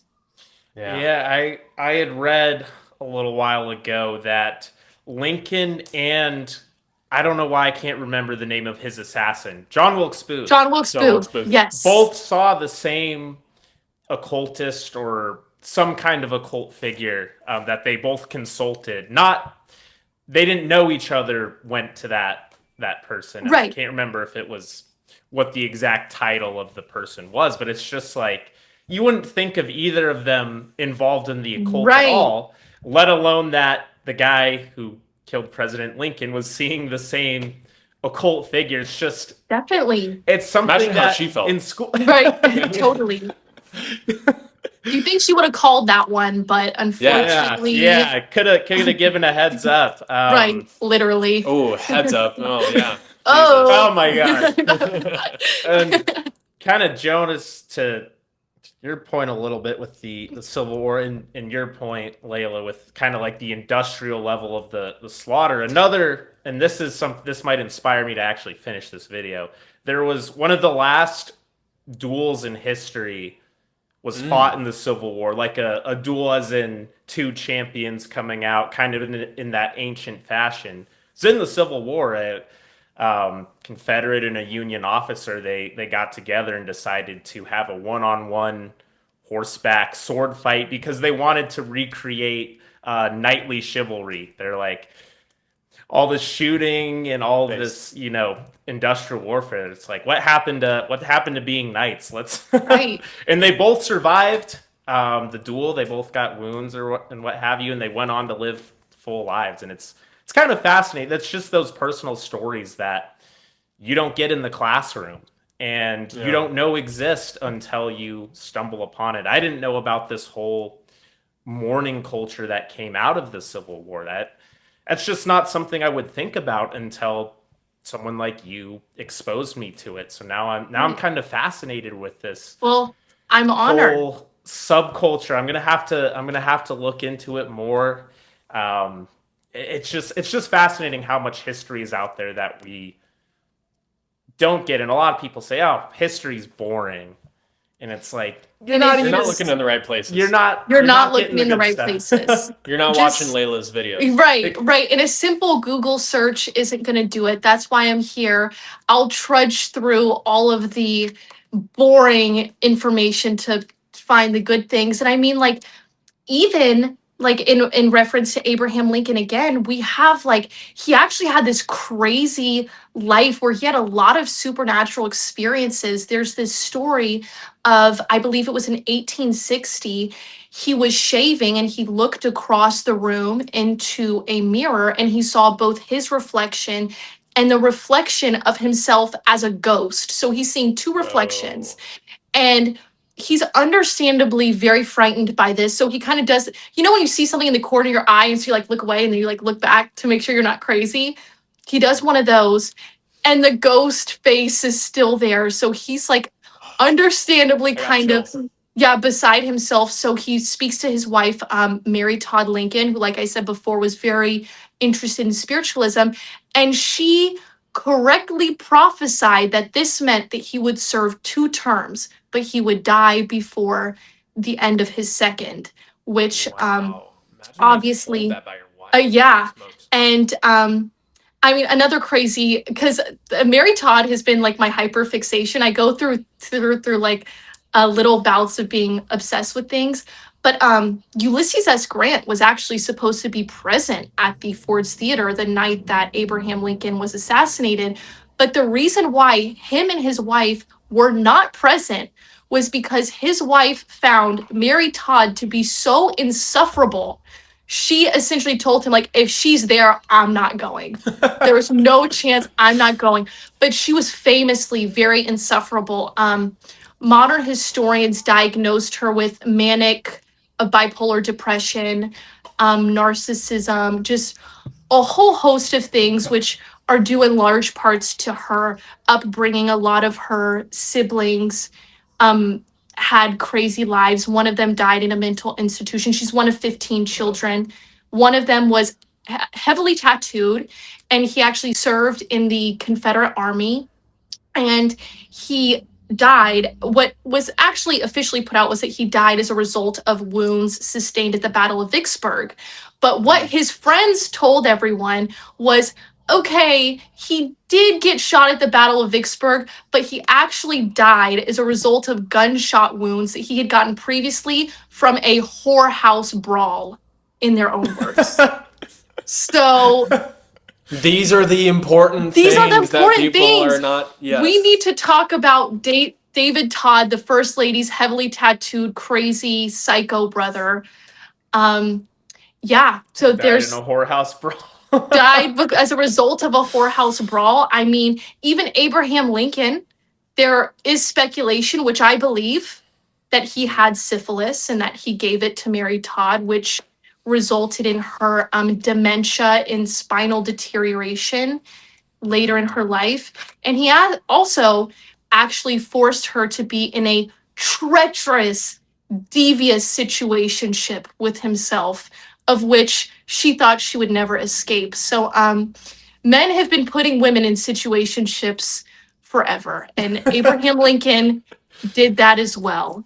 Isn't Um, that one of the most beautiful things that you can, in a weird way, the things that you can right. learn from history is that like they're just like us. It's so funny the Yes. stories that like I just finished shooting what will probably end up being like a 2 hour long documentary about the Reconquista of Spain and Portugal, Oh, and I was nice. struggling to keep it under like 4 hours because you hear all of these insane soap opera esque stories that are just so relatable and just bring it all to life. Like, I think that that's the reason that people are not into history in the first place, is because it just seems unrelatable. It seems so far away and so distant and just unrealistic. But it's those real stories that remind you, like, oh, these are just people. These are Yeah. just human beings that just lived in such a far off place. But those stories, once you actually get to the bottom of it, it almost feels more real than like what we're experiencing today, which for me is what keeps my fascination going throughout history. Definitely. Yeah. There's the story you just told about Abraham Lincoln and his assassination reminds me of Caesar. And it almost I want to give it some supernatural credence because supposedly his wife, who he was not very faithful to, had a nightmare and told him not to go to the Senate House. And then there's the whole Ides of March, beware the Ides of March. And Pontius Pilate's wife as Pontius well also Pilate, had of dreams. Yeah. course. Yeah. You always got to yeah, trust your woman's intuition. yeah. Yes. Women have powerful intuition. That is for And sure. even to touch on that, to get into only because you guys mentioned it, because this might make me sound like I'm bordering on kooky. On the trusting the intuition of women having dreams, a hand on the Bible. I don't have my Bible near me, but there is a figurative Bible underneath me. I had a dream, and it was 3 days before the death of my father. Rest in peace, Aubrey Paul Cullen III. Okay. Anyways, I had a dream 3 days before his passing, and it was very weird because my dad was healthy, so it wouldn't have been like it wasn't like he was sick or anything like that. And Hmm. in my dream, he looked normal. Actually, he looked like himself, but even like more handsome. I don't know if that makes sense. Hmm. And Totally. he came to me and he said, "Sweetheart, I'm going to die, but it's going to be okay." And I was like, "You're crazy. Wow. That doesn't make any sense." And I woke up that morning and I got a call from my father, and he said, "Something is wrong. I can't stop throwing up." And I'm like, "Oh my God." I said, "Daddy, you got to go to the hospital right now. I had a dream last night that you told me that you were going to die." And immediately it was like radio silence. And he said, "Okay, I'm going to the emergency room." And of course, he ended up dying 3 days later. But Oh my that's just gosh. that is a real story of female intuition. I really do believe that women have a special connection to men they love, whether that's a father, a brother, or a husband. Um, so yeah, it's very weird. And it's something that I've definitely experienced, and I've never been able to explain to people. People can call me crazy or kooky or whatever, but Yeah. that's just my experience of what I, happened. I'm so sorry to hear about your dad's passing. I kind of have like a similar. My dad also passed away in 2019, Oh and wow, the okay. day that he died, I got home from a shift. I was working at an ambulance company as an EMT, and I just got off like one of the craziest shifts of my life. And I wanted to just go home and sleep. It was like 6 in the morning, and I get home, and my mom was awake, and she's usually not awake at that time. And she told me my parents were separated, so I was like staying at my mom's place. And then she was like, "Can you go stay with your dad today? Like, I just have a bad feeling." He had just recently gotten sick, like a month before, Okay. and kind of like your dad was just like very, for the most part, healthy. Like my dad was going to the gym 5 days a Yeah, week. He same was with mine. working still. Like, he had like some previous health complications, but nothing that ever bordered on like, oh, he needs to go to the hospital. My dad was an adamant hospital disrespecter. Like he did not go Yes, to the hospital for anything. Being a mine as dentist well. himself, which was like, Oh wow, okay. you wouldn't expect a guy in that field to distrust doctors, but he did. And so he never went to the hospital to get anything checked out. He thought he was going to come through. But my mom told me, I really think you should go be with your dad today. And I was like, all right, I'll go sleep over there. And so I just went over and checked on my dad, and like it was the sickest I had seen him. And I was like, you know, he was like, oh, like mom wanted me to come check on you. Is everything okay? He's like, oh, yeah, fine. But like, I think I am actually going to go to the hospital tomorrow. And I was like, all right, cool. He died 3 hours later. And it was, of course, incredibly unfortunate, but it was one of those things where I was like, I didn't even think about it till later. I was like, why in the world did my mom send? She didn't even tell me. She just had a feeling. And since then, I've always had the understanding that like women are absolutely just tapped into something that men aren't, and they don't even need to be like spiritual, experts or anything. Like there's just something about that female intuition that they just see things happening. And I think that we would all do better to like listen to our wives and our girlfriends and our Yes. moms a little bit more. Yes. Listen to the women in your lives because like you said, it feels like we have this special connection. It's a sixth Um, sense. yeah, a sixth sense, if you will. Yeah. Yeah. I will say, my mother's intuition has gotten me in trouble. Um, she has deduced things and found things she couldn't have possibly have known. Yeah, But yes, there is that too. something that the feminine spirit is tapped into. You can say it's psychological, you can say it's supernatural, but there's something. There is absolutely something you ladies are tapped into that we're maybe not as much. And I have to think that's why, the oracles of Greece were female. There were a lot of roles in ancient societies, the kind of priestess, seeress type, Mhm. fortune teller, that they The were. Norns, the Morai, all of the Weavers of Yes, Fate, yes, they're always they're women. all, yeah, they're always women. So I think that's something a lot of ancient cultures also knew, that we could definitely pay more heed to. Right. And I Yeah. think it's also we also have in the Bible, it's they make a note that it was the women of Jerusalem that wept for Jesus.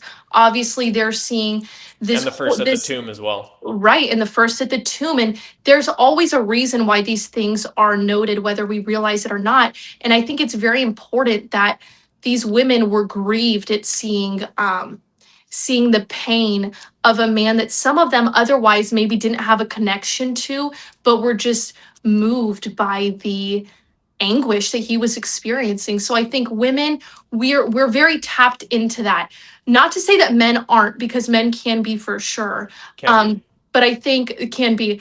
But I think it's very important, with that being said, for men to have an emotional woman, because sometimes I feel like as a woman there are people that will use being emotional against you, but I think that's one of the most beautiful things about being a woman. I 100%. I almost I love to be moved to tears by things, and I cry all the time. I cry at Yeah. least 2 to 3 times a day. Everything makes me cry. I see a cute old couple, I'm crying. Oh, Everything. my girlfriend just bawled at a commercial that we saw the other day. It was just like, I was like, what is going on? Yeah, But it's like, you just see something that the guy's down. anything Yeah. like a beautiful leaf. I'll be like, my life is so amazing, I can't believe I Right. got to see this leaf today. And I'm like gonna Yeah. take a picture of the leaf and treasure it forever. Yeah. So Oh my God. Yeah. No, there's so much. And I think that that's the importance of the sort of like integration of masculine and feminine dynamics, especially in a relationship. I think that anytime a society at large, or even just like a marriage on an individual scale, fails, is because we're not upholding those sorts of intuitive values, or innate values, I should say, that each of the like men and women possess. And once we come to sort of like respect those things, like one of the things that I heard recently that I just thought was so true is that like my girlfriend, who I've been with for a very long time, like I feel like most of the success that I have experienced in my life has been because she was put in a position where she was able to manifest it for me, if that yeah. makes sense. Like Yes, totally. she's just created an environment for me where I'm able to like put my side of the work in. And maybe it's like, I believe in myself and all these things, but I feel like she believes in me more than I believe in myself, and those are the things that actually bring success to my life. So as long as I put her in a position where she trusts me and she's able to sort of see these things coming, she actually brings them to fruition.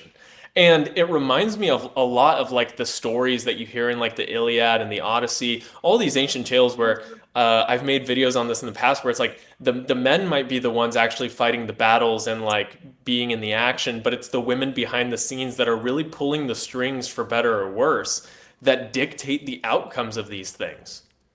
Oh, in the case Right. of Germanic women, sometimes they were literally in the back, Oh yeah, watching and cheering their Yeah. men on, and reminding them that if they didn't win, well, it was death or Yeah. it was slavery. GG for Right. everybody. So you better go frickin' win.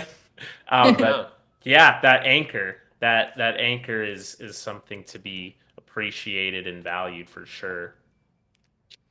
We've probably touched on it already a little bit, but one of the last things that I wanted to sort of ask you is, And I know that a lot of it has been sort of like female centric and like me asking what your opinions are as a woman. Mhm. So, but you'll have to apologize because you are the first woman we've had on the Oh podcast. So no, I need I to know love these it. things. I love it. Okay, cool.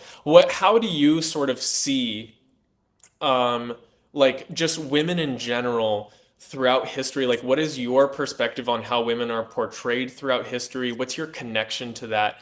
And do you think that there's sort of a disconnect that keeps women away from history that you can sort of like reconcile for other women who might be interested in history? So I'm actually going to start with the last part of your question. I think something that discourages women away from history is this phenomenon where there will be men or historians that will make them feel stupid for asking questions or for not Mm, knowing who won the Battle of Trafalgar, like things like that. They start to get interesting. they start to have their special interests. A lot of women like are interested in the Romanovs or they're interested in Marie Antoinette, and maybe that's like I said, their special interest.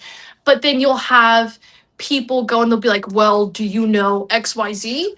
Can you tell me a little bit about ancient Sparta? And it's like, come on, just Which had very let's, strong women, by the way. which had very strong women, but let's nurture them. Let's keep them excited about learning instead of kind of tearing them down when they are not, an encyclopedia of knowledge right off the Wonderful. bat. I think that's Yeah. definitely something that everyone could work on for Super sure. important. Yeah, especially like when it comes to you have just the trope of guys like trying to get their girlfriends interested in like sports or something. You Yes. know, and then it gets to the point where it's like, the oh, she's asking so many questions. This is like I can't get through. It's like she's trying to connect with you. It's a bid for connection. And I think Right. a lot of times, yeah, there's that disconnect where I've even had this because I'm pretty autistic about history, and like I can go off on a tangent and I'll just be rambling, and my girlfriend will have to pause and she'll be like, "You're getting way too far ahead for my understanding of things. You're gonna need to slow down and sort of like maybe unpack something a little bit more." And what's interesting is she has actually helped me make my history videos so much better because like I'll read her my scripts and she's like, that's boring. And I'm like, really? And she's like, what was the last thing you said? I was like, yeah. She was like, expand on that instead. And I do that and it's like way better. It's way more interesting because there's something like I was missing half of the story that she was able to be like, no, like tease that out. That's the real story. Yep. And men recognize that too. Like that's something, but your sort of analytical male brain can sort of get in the way of those things. So I completely agree with you. Yeah. And that's very true. Sometimes women we have an eye for those things. The Um details. the details. Um and then like you said about women's portrayal throughout history, I think that we definitely do have some instances where women have been treated very unfairly, of course. Hmm. I would say the most famous example of a woman being totally made a scapegoat for a socioeconomic situation that I do not believe was her fault or her doing would be Marie Antoinette. Um, a lot of Mm-hmm. times, like you just see these kind of horrible caricatures of her. And even during her life, I encourage anyone watching to take some time and look up political cartoons or pamphlets from the Hmm. French Revolution of Marie Antoinette. They are very disturbing. They're disturbing, they're pornographic, they are wildly explicit and just, I mean, horrific. If anyone was to make something like what they did for Marie Antoinette in terms of a political cartoon of a modern female politician or political figure, you would be immediately like canceled and exiled from society. That's how bad they are. Rightfully Um, so. Rightfully so, rightfully so. She was like a woman who she was from Austria, she was not French.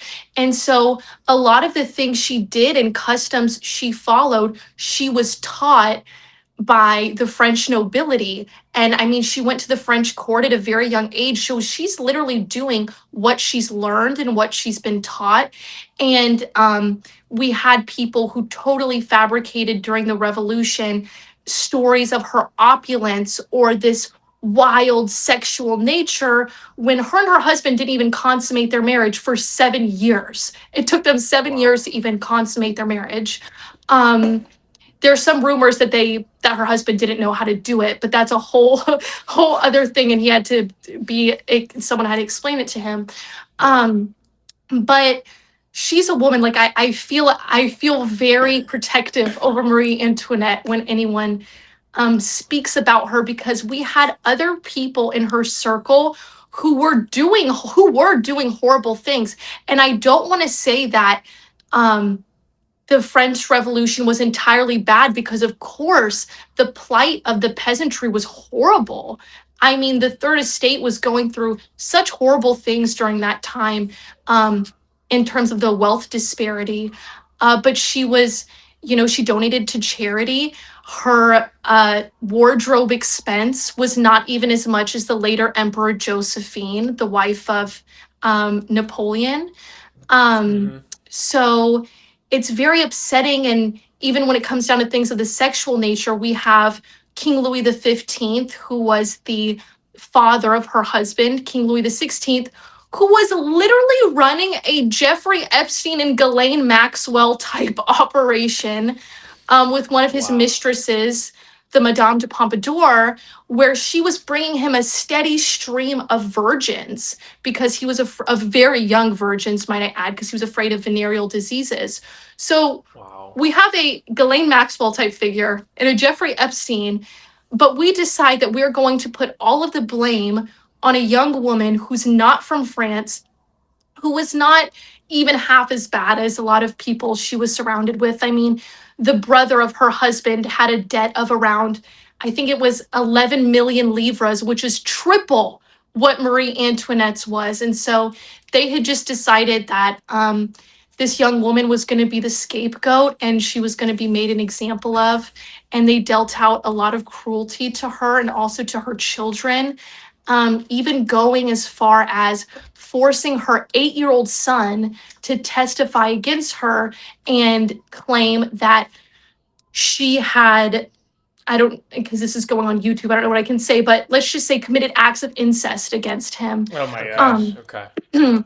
But so he made this admission because he had been being severely abused. And the story goes that they were abusing him within earshot of where Marie Antoinette was being imprisoned. So she's literally having to listen to her 8-year-old son being abused and tortured. And then she's brought before a court where he's accusing her of incestuous acts, which of course no mother would ever fault her child for saying that, especially in a situation like that. And she makes this very famous quote where she says something along the lines of, nature refuses to answer such charges made against a mother. And kind of the whole court is like, whoa, that's crazy. So anyways, I say all that to say Marie Antoinette is definitely a female figure that is treated terribly unfairly by modern culture and I think historians as well. I mean, most people, all they know is the whole fake "let them eat cake." Right, quote. totally That's what fake. most people have heard, and Yeah. that's the extent of what they'll ever hear about her. Yeah. Yeah, Definitely. but it's these important sort of like detailed stories that, like you were able to find this all out. Other people are able to find that out too if they're willing to just like dive a little deeper into the stories, if Yep. they're willing to go to the second page of Google results. Yes, the second page of Google for sure. Or buy a book. Go to Barnes and Noble and buy a book. You will find out the craziest information if you read a book that you will not find on Google. The AI search bar will not tell you. Yeah. Beautiful.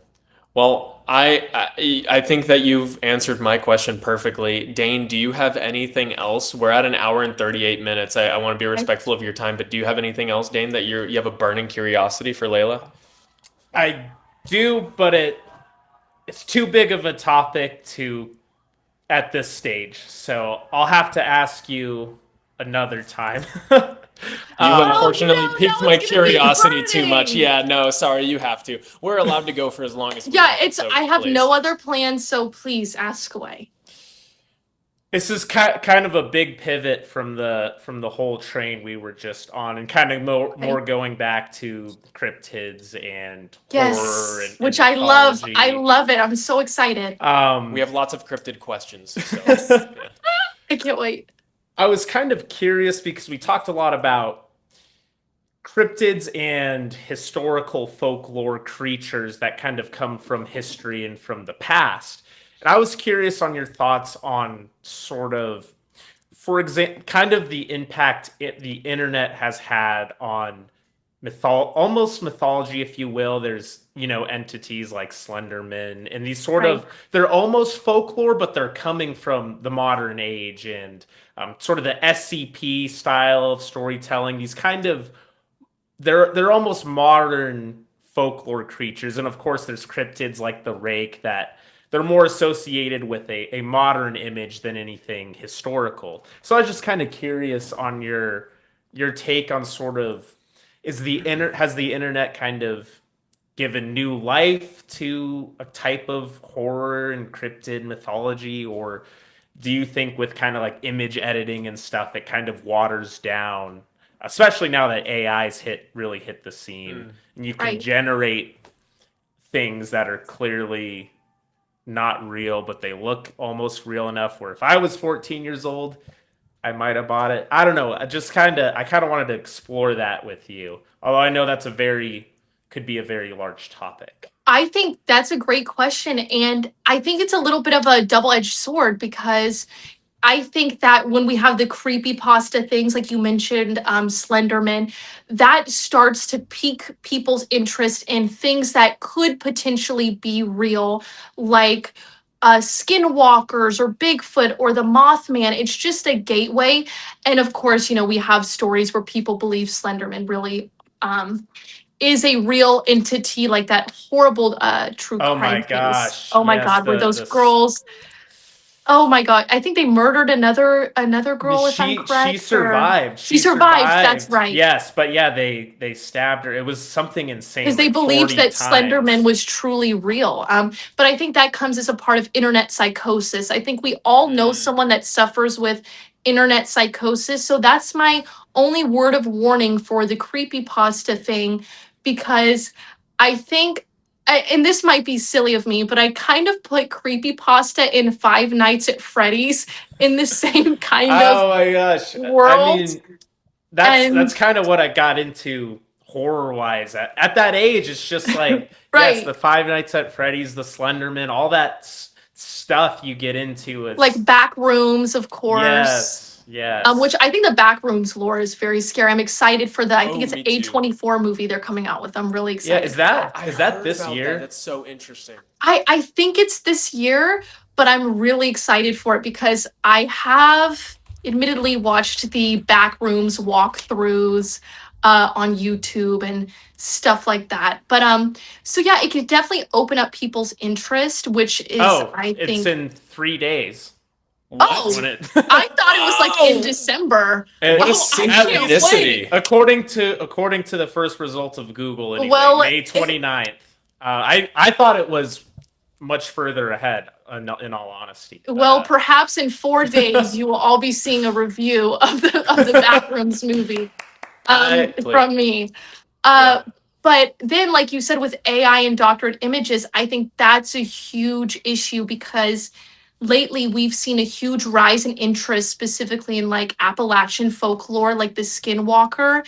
And you're seeing a lot of manufactured hoaxes or images that are almost made to discredit, in my opinion, people's real experiences.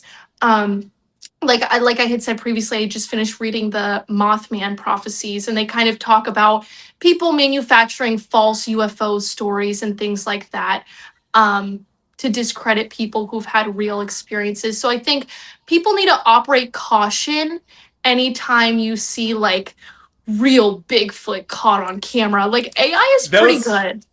and Uh, AI is pretty new in that sense because as a kid growing up, there's those whole YouTube videos. It was like top Endless amounts. 15 yes. scariest. And I loved them. The top mojo, the what Watch Oh Yes, Mojo's top yeah. 10. yes, and some of that stuff I was like at the age where I was like, this isn't real, right? Like Yeah. I didn't know, but now with AI, it's so easy to generate something believable that, and it kind of, to your point, discredits almost, because now you can't trust anything, right? It's like, Right. and if there are people who are really having supernatural experiences or witnessing something um, otherworldly, it's very easy to say, "Oh, that's you just AI'd that." It's Right. unfortunate that people who really feel their story is true can't necessarily tell it anymore.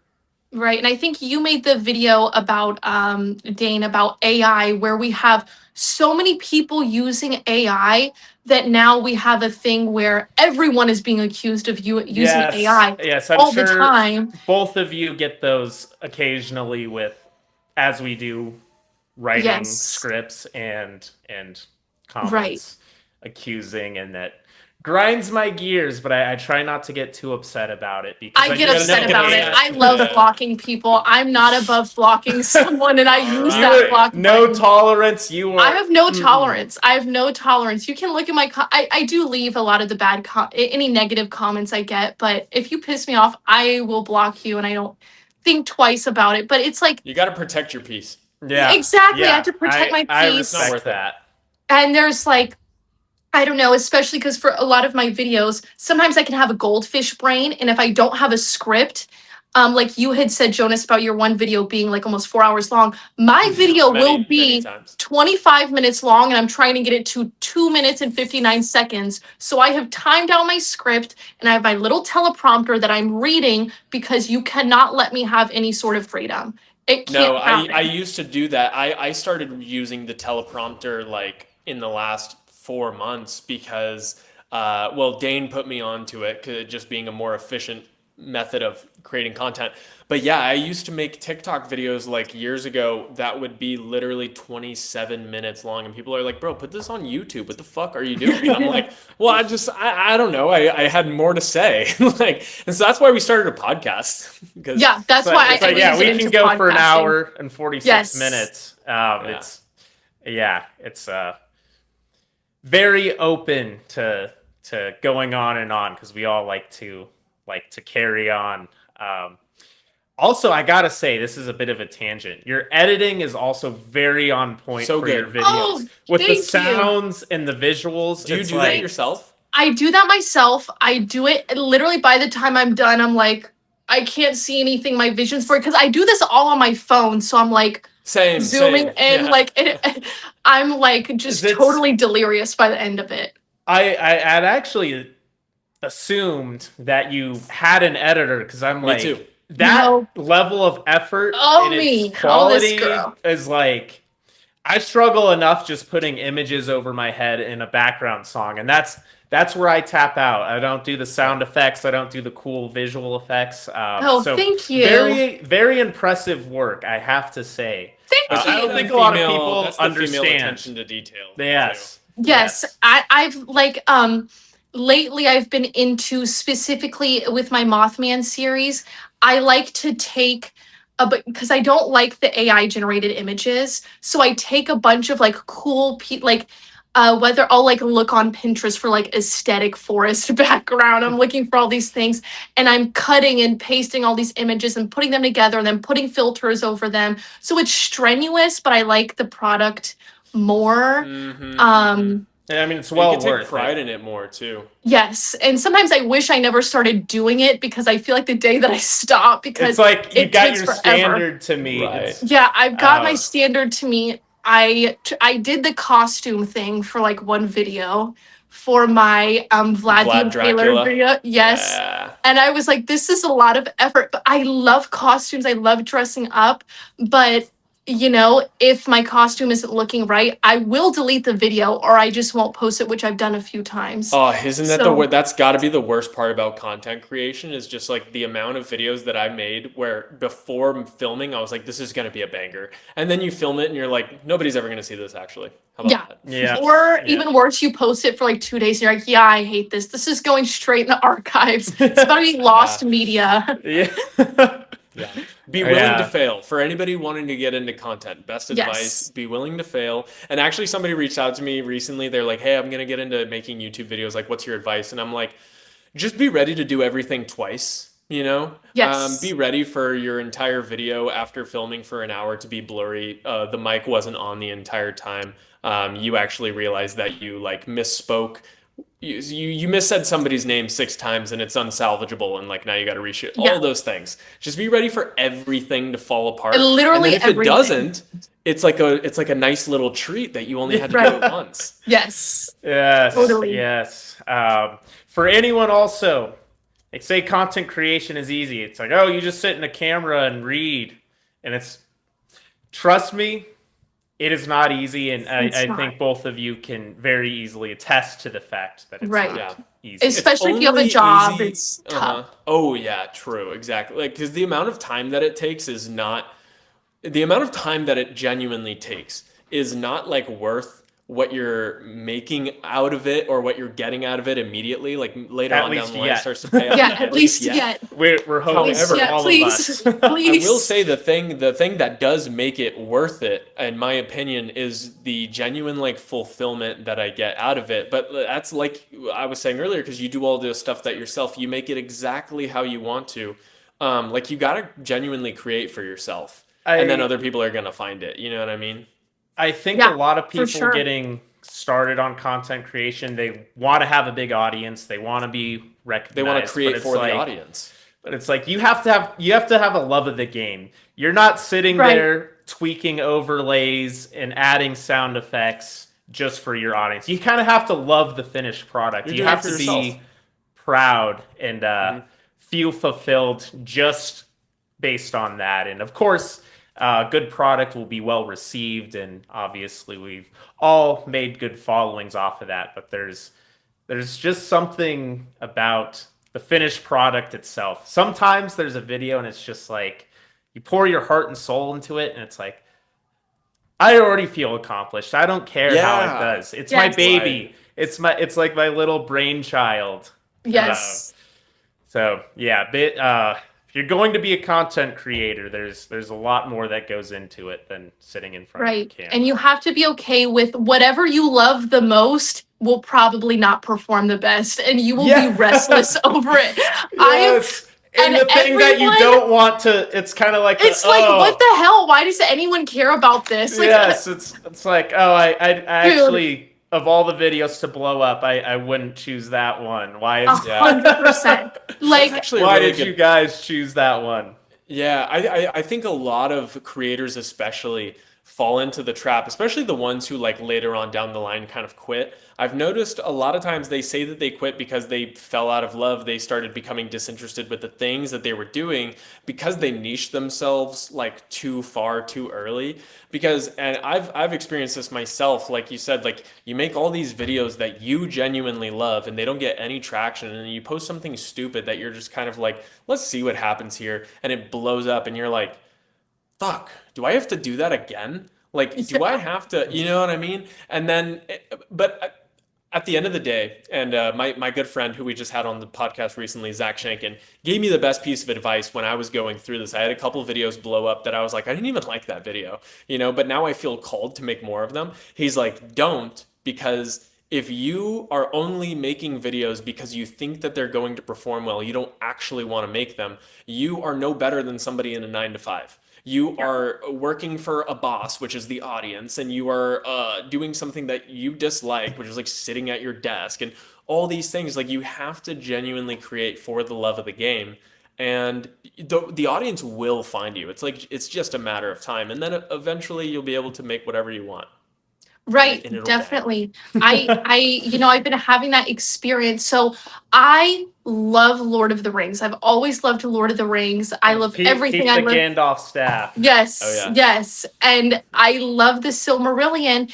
And so I had decided, because I had been making weird history videos, I'm like, let me try a Lord of the Rings video. And it performed very, very well. That was the Nice. first one I made was about Ungoliant. And now I have this thing where all these people only want to see Lord of the Rings videos. I'm like, guys, that's Yep. not what I'm so happy to have people Been there. excited about Yeah. this, but I love history. I love cryptids, and you guys are gonna like Mothman, and I'm gonna make you like Mothman for the 600 people that are liking my Mothman posts. I see you, and my podcast is for you. It reminds me of, I don't know if you guys are familiar with the country artist Tyler Childers at all. Yep. I'm not. So basically he had grown this really large fan base, and he had this thing where at all of his shows they only want to hear his like One song. top 3 hits. And so he got to the point where he's like, yeah, I'm done playing it. After he built his fan base, like, I'm done playing it. It's not what I'm passionate about. I'm glad that you guys love this song, listen to it at home, but right now I'm doing what I like and I'm doing what I'm passionate about. And so of course his real fans still support him, but then you have the fake fans who are like, bro, you're just a poser, you ain't no real country. That's the most important That's how I feel. thing. I feel like Tyler Childers. Yeah, well, see that, like you just said it, the real fans, because that's the thing, is like the audience will love you for you if you are genuinely somebody who consistently provides value. Because there's creators that I follow because I found one video that I loved, and then every other video they posted after that, I'm just like, I don't know if this is really I thought this was going to be something else, but I stay following them and I keep watching their videos because they are genuinely, they're entertaining. I learn something every time. It exposes me to new things. I fell into the same trap. One of my first videos, I had been posting on TikTok for like a year, and then I was finally convinced to start posting on Instagram. And the first video that I posted on Instagram that did well was history, which coincidentally is of the YouTube documentary that I'm making right now, the history of Spain and Portugal. And so I got an influx, like 20,000 followers of people who are interested in just Spanish and Portuguese history, because I had like two or three videos in a row that did well. And then, like, you know, I started posting about other, I'm not just a Spanish historian. And so then, like, I post other videos and I would get comments being like, when are you going to make another video about Spain? When are you going to do, you know? And I'm just like, it's exhausting. It's so exhausting. It's like, but the people stick around, and you know, if you are, like I said, providing the value, like, you'll be able to retain a lot of those people, and you just can't be upset when the follower count goes down sometimes, because it's always going to trend upwards. But you know, those weren't your real fans. They saw one video that they liked, they hit the follow button, and it really, like, we can't get obsessed with the sort of vanity metrics of followers, because at the end of the day, it's like, it's really just like, what are you producing? Like, what kind of an effect are you having on people? Having 100,000 followers versus 50,000 doesn't mean that the effect you're having is any different. You know, it's just you had more eyeballs on you, which yeah, you can't get obsessed with. I will say, there's kind of, being on the flip side, there's a creator I like right now who's going through kind of something similar, where he's like kind of sick of his niche. He's a gym creator. And he's like, I don't like the gym that much. He's like, I do it for, you know, his physique and his health, but he's like, I don't like making gym content much anymore. I don't like the community. And a lot of his fans are pissed off. He's trying to make other stuff, and he's saying that he doesn't like, and they're like, well, then why do you even lift? They get so mad. Who but is I'm like, can you say his name, or do you not? Yeah, Elijah Mundy. I don't know if you're familiar. But I respect it. It actually makes me respect him more, because I'm like, he has other interests. He has other things in his life he cares about. And it's cool to see someone's three-dimensional and not just focused on one thing. And I feel unfortunate that so much of his fan base isn't going to see that, you know. But it's cathartic also as a creator, as we all just have experienced. People want to pigeonhole you and hold you to what they think you should make, and you don't always want to make what the people ask you to make. You want to make what you want to make, and that's the important thing to follow through on at the end of the day.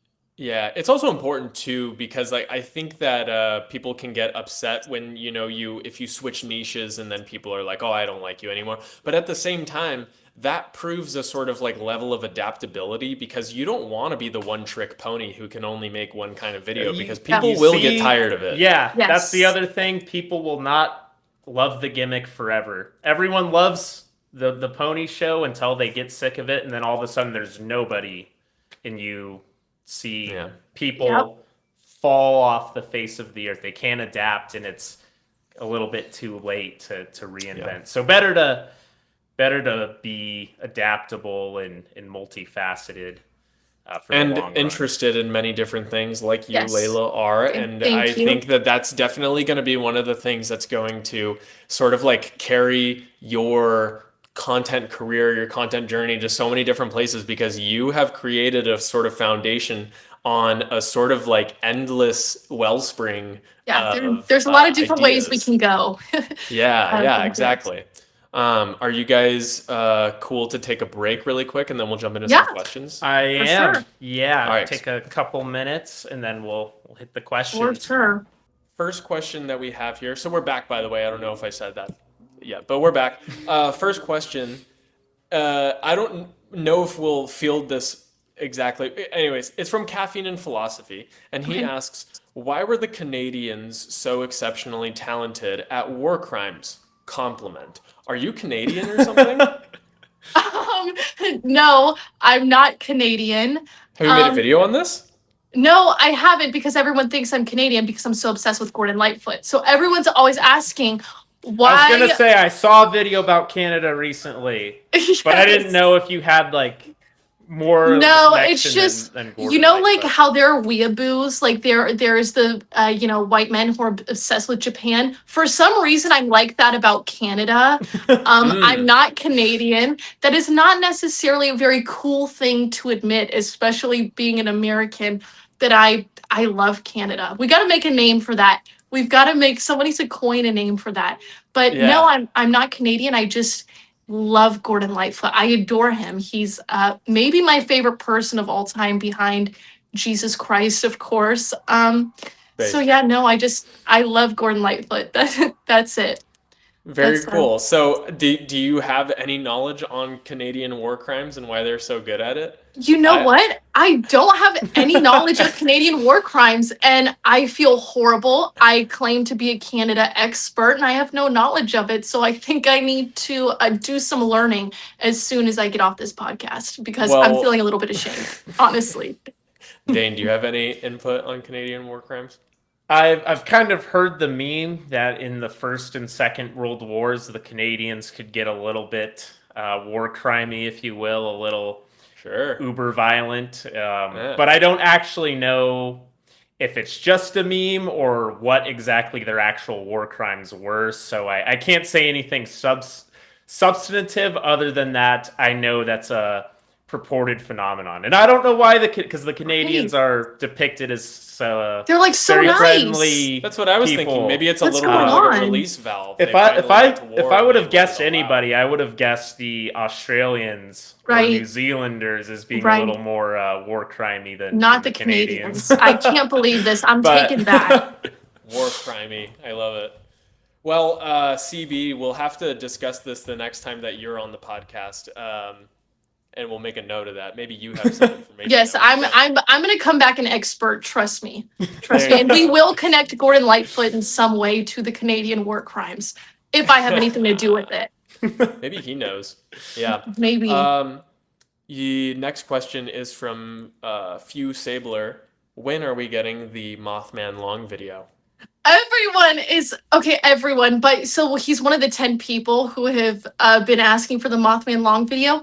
I'm hoping to post that within this week, because the reason why I've taken so long is because I feel so passionately about the Mothman. I want to do You want him to do it justice. justice. Yeah. I want to do him justice. We are approaching every angle.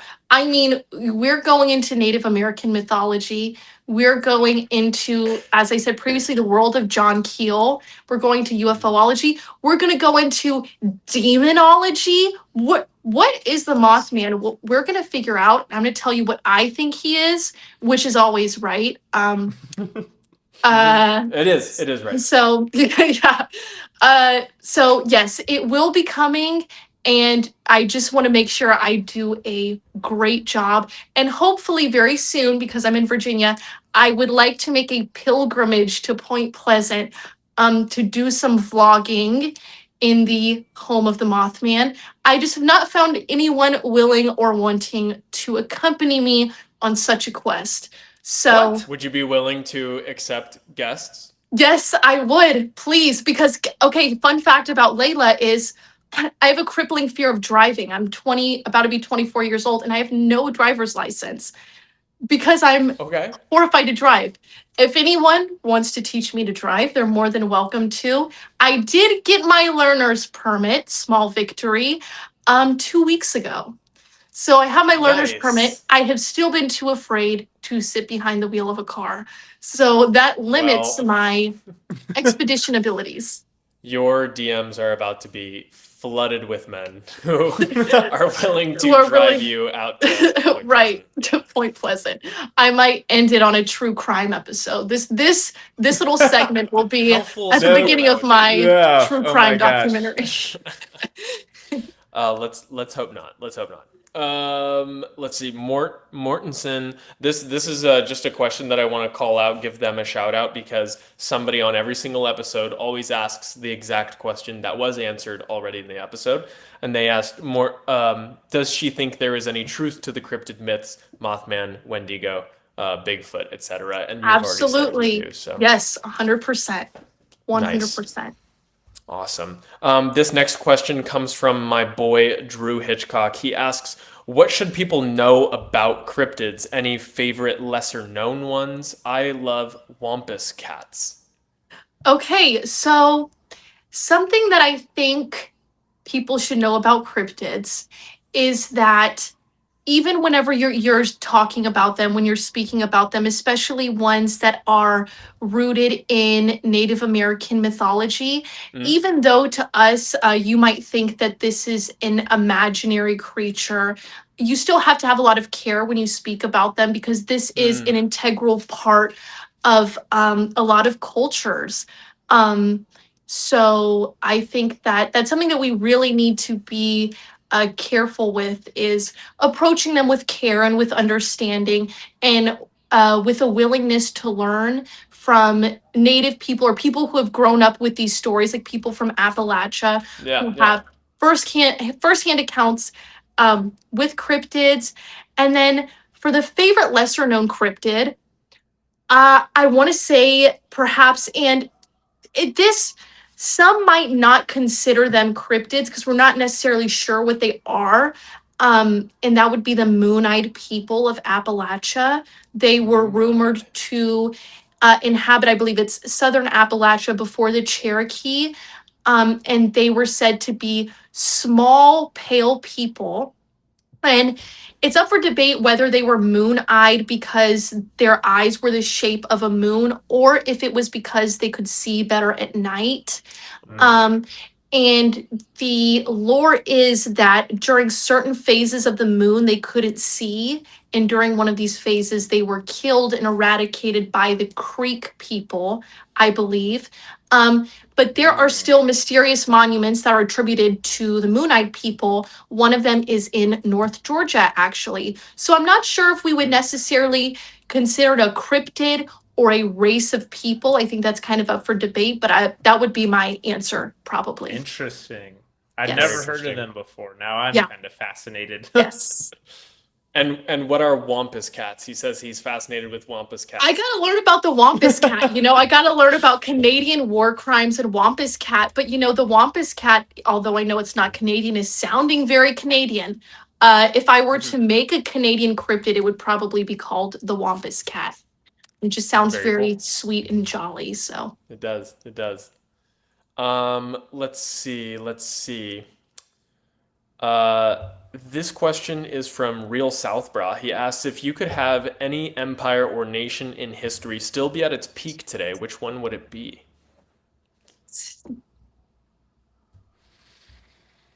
Go for it, you Dane. I know know you're what? already locked and loaded. You Oh know yeah, what? please I don't. I Yeah. have to. I will say this really quickly because mine is not going to be as in depth or probably intelligent as either of your answers. But I'm going to have to give homage to my little brother Gaius Cassius, and I'm going to say ancient Rome for sure. Nice. I think that's Dane's answer. What do you say, Dane? I mean, it's gosh, it's such like the obvious answer, but it's such like the perfect answer. um, So I would also say Rome, but if I can think of a more niche answer, I will add that at the end if you would like to go.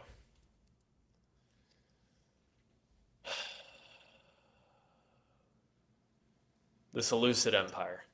Ooh, that's a good choice. I would be super fascinated to Choice. see what would happen if Alexander had decided to continue pushing. Um, if I mean, who knows if what was his best friend's name? It's on the tip of my tongue. Though I'm blanking. But anyways, if his best friend had not died, and they were able to continue pushing on, and like he had just maintained his sort of strength, if his men had not necessarily given up on him, and if he had not nearly lost to Porus in India, I think that he would have kept pushing, and who knows what the world would look like today. We'd probably all be speaking Greek. Wow, see, great answer. Great answer. What do you think, Dane? I okay, this isn't an Just say Rome, empire. you motherfucker.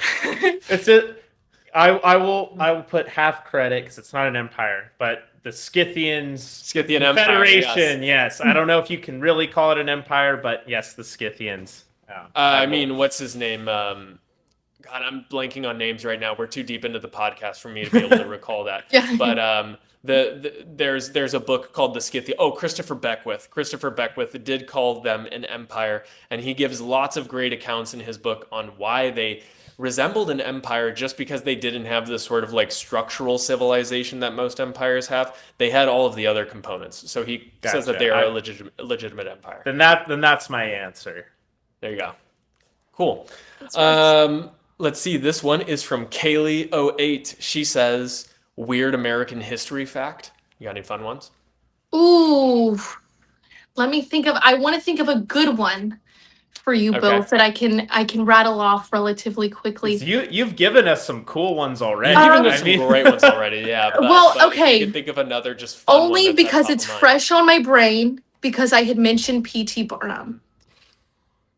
P.T. Barnum built his career by fabricating a hoax involving a woman named Joyce Heth.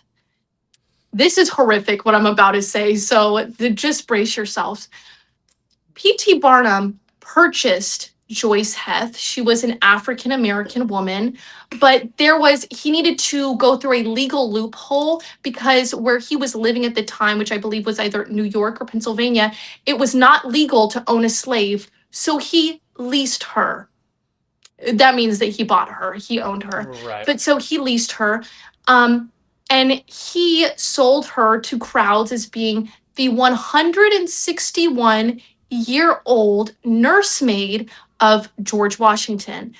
The thing about Joyce Heth was she was blind and she was essentially paralyzed, so she could not move. And he would have her sit in front of crowds for 10 to 12 hours a day. She was actually probably around the age of 79. She was only alive for 7 months during his care. According to his own testimony, which he later recanted, but nonetheless admitted to initially, he said that he pulled out all of her teeth after giving her intense amounts of alcohol to make her look older. This is from the own words of P.T. Barnum. This is why The Greatest Showman pisses me off. It's the world's crappiest musical about the world's crappiest loser, con men, whatever. So the story is actually getting worse. So he has her before these crowds. Would you believe he's making $1,500 a week off of Joyce Heth, which at that time, which would have been about $47,000 a week off of lying that this poor enslaved woman was the maid of George Washington. And he had actually coached her these stories that she would tell about like little George Washington running around. So then, unfortunately, Joyce Heth dies. He pulls off his most devious scheme yet. He hosts a public autopsy. A public autopsy in New York City where spectators could pay 50 cents a person to watch this woman who had no ownership over herself in her life and now none in her death. She was mutilated and dissected in front of well over 1,000 people, like I said, who had paid 50 cents a person. I did the math, and he would have made about $30,000 off of this. So these people are even gawking at her dead body, and the dissection, whatever you want to call it, ended with the surgeon saying, as everyone could assume, this woman is no older than 79 or 80 years old. And then to which P.T. Barnum said, "Oh, got you guys. The real Joyce Heth is on a vacation in Europe. Scammed you." But of course, that was the real Joyce Oh my Heth. gosh. So remember that when you're watching The Greatest Showman, because it totally leaves that It out. sounds like we need a whole P.T. Barnum expose. We do. Seriously, Oh, we yeah. do. He is a wicked con artist. I'm not a fan of P.T. Barnum. So that's Well, my P.T. that Barnum was a fun fucking fact. Yeah, That's a that is a fascinating story. I mean, tragic, obviously. Tragic, but there's fascinating nonetheless. Right. Wow. Yes. Jeez. All right, cool. Well, that was one hell of a fact, but you definitely you nailed that answer. Let's see. I got another question here from Z Haskell 7. He says, if you were to take a non-cliche, not sure what he means by that, non-cliche occupation in the Middle Ages, what would you pick? Oh, maybe just like a non-obvious one. A what would you- non-obvious occupation. Yeah, in Let the me Middle think. Ages. So You know what? Let's do away with the non-cliche thing. I want you to have just free any reign. occupation. Yeah. So I can't remember who said this first, but this is a very important attribute about myself. Who said it? I can't even remember, but a famous woman once said, "Dream job, I never dream of labor." I don't dream of any labor intensive job, and anything in the Middle Ages will most likely be labor intensive for myself. I don't pride myself as being a necessarily hard worker, I would say. But if you are forcing me to choose something, I guess like maybe a nursemaid. That would probably. I love Okay. kids. I love children. I love babies. So that's what I'm gonna go with. There you go. That one works. What about you, Dane? What do you think? Well, I won't go with the Night. cliche I answer called of it. a night. You can't say night. Yeah, I will. I will instead go with a firearm specialist, because when firearms were Fun. introduced in the Middle Ages, Mm-hmm. they needed specialists to use and prepare and all these things, and that is a pretty niche job, and it was high paying. Contrary to what people think, they were very elitist jobs. In fact, they actually were usually nights, but you needed a lot of technical expertise and all that. So it would be fun. It'd be fun. Not necessarily up my skill set. I would probably end up blowing up my face and those around me instead of my enemies. But, go out with a bang, as they say, right? Yeah. I'm gonna go with, if I can't say knight, I'm gonna go with philosopher. I don't want to be a philosopher. Okay. I would want people to Great. pay me for their ideas. Maybe I'd be an author. I don't know. What's the actual occupation of a philosopher? It's typically just like writer. Well, I guess Right. in the Middle Ages, They were a lot of them would be mostly- clergymen or church. I was gonna say you'd have to be like a clergyman, somebody high up in the church. Obviously, you've got I like could the see more Bishop Jonas or something. yeah. At the end of my fighting career. Right. I would definitely be a nun. Now that we brought up, clergy and stuff like that, I Right. could definitely see myself greatly enjoying life as a nun There you in the go. Middle Ages. So that could potentially, if nursemaid didn't work out, I would be a nun. There you go. Choice. You could always retreat to the monastery. Yes. Yep. All right. Last question. Oh no, we have two more questions. Build with Bill Carpentry asks, "What's your favorite song, Layla?" Oh, great question. Okay.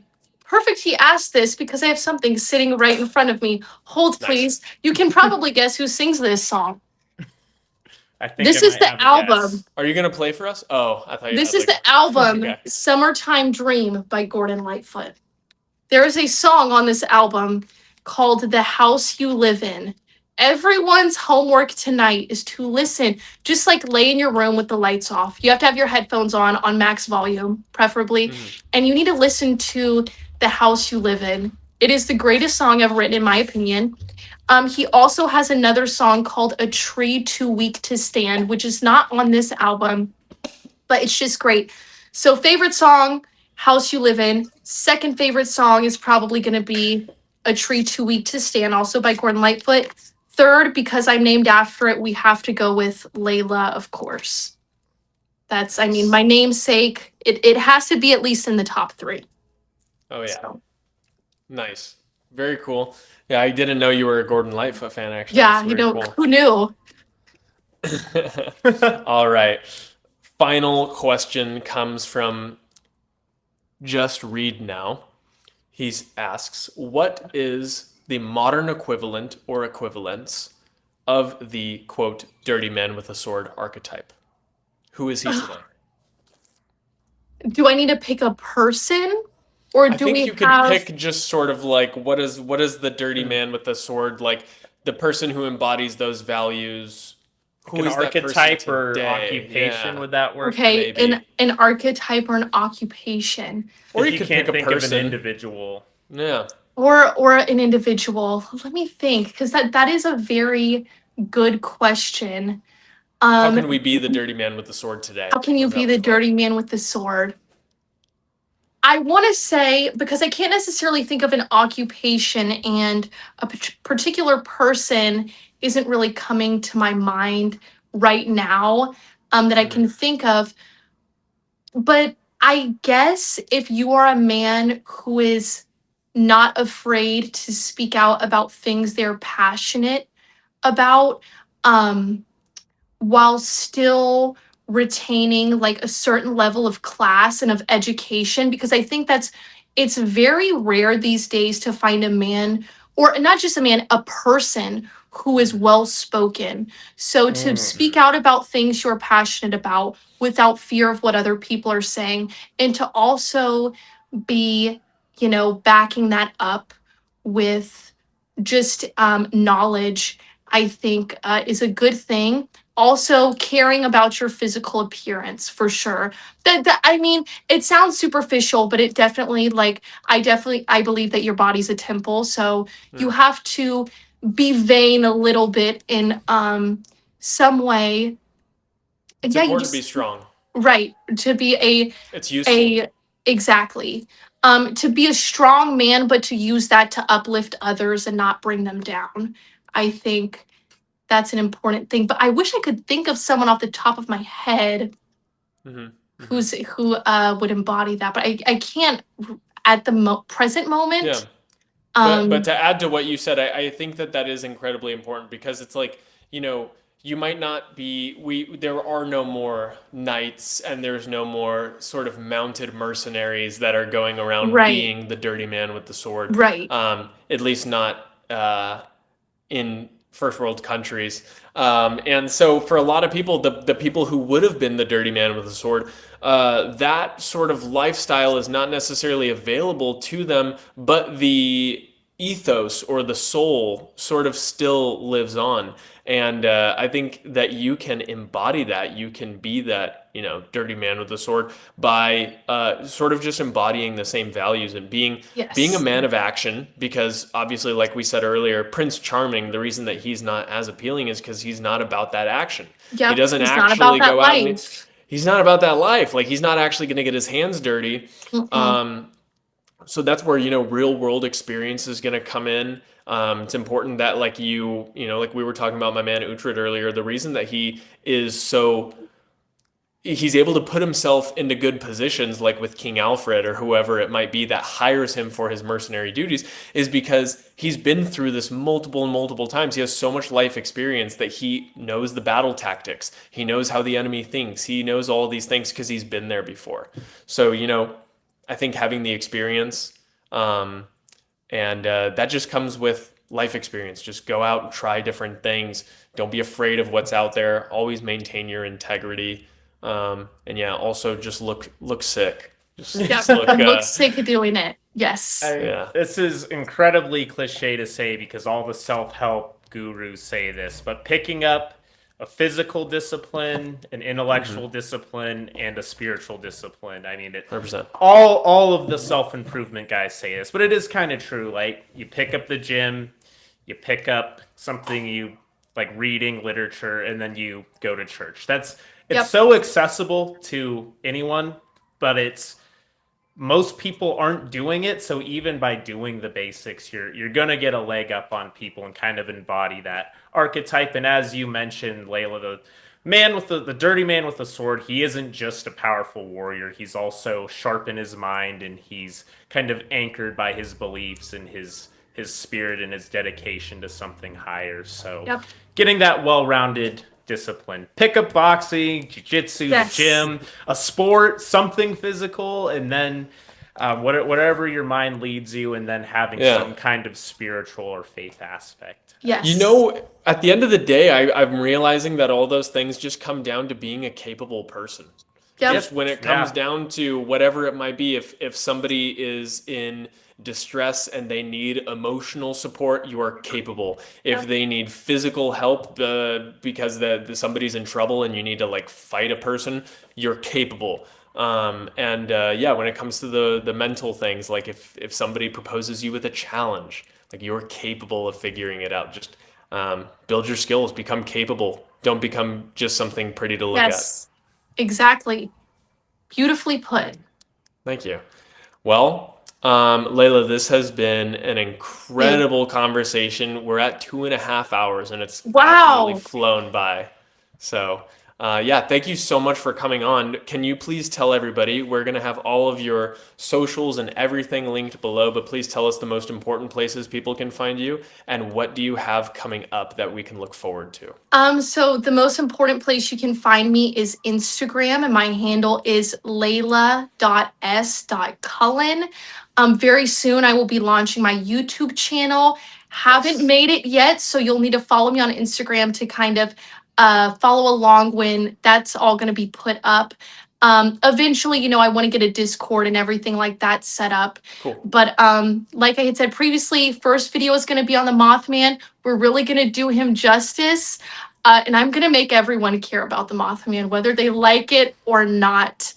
And I just want to thank you guys so much for giving me my first podcast experience, which has been great. And I can't wait till one day have you both on my podcast where I can I hope and pray to be a great host, just like you both have been for me. So thank you so much for that, guys.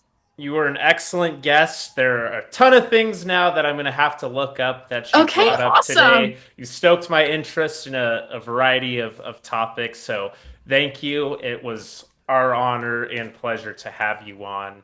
And sounds like you've got some awesome projects lined up. So I'm excited to see those as well. Yes. Everybody go follow Layla and message her about all the cryptid interests that you have. And be on the lookout for the Mothman YouTube video. Yes, be on the lookout. Beautiful. All right. Well, thank you so much for coming on. All right. And Thank everybody you so have a much. great rest of your week. We'll see you guys next time. Right. See you later.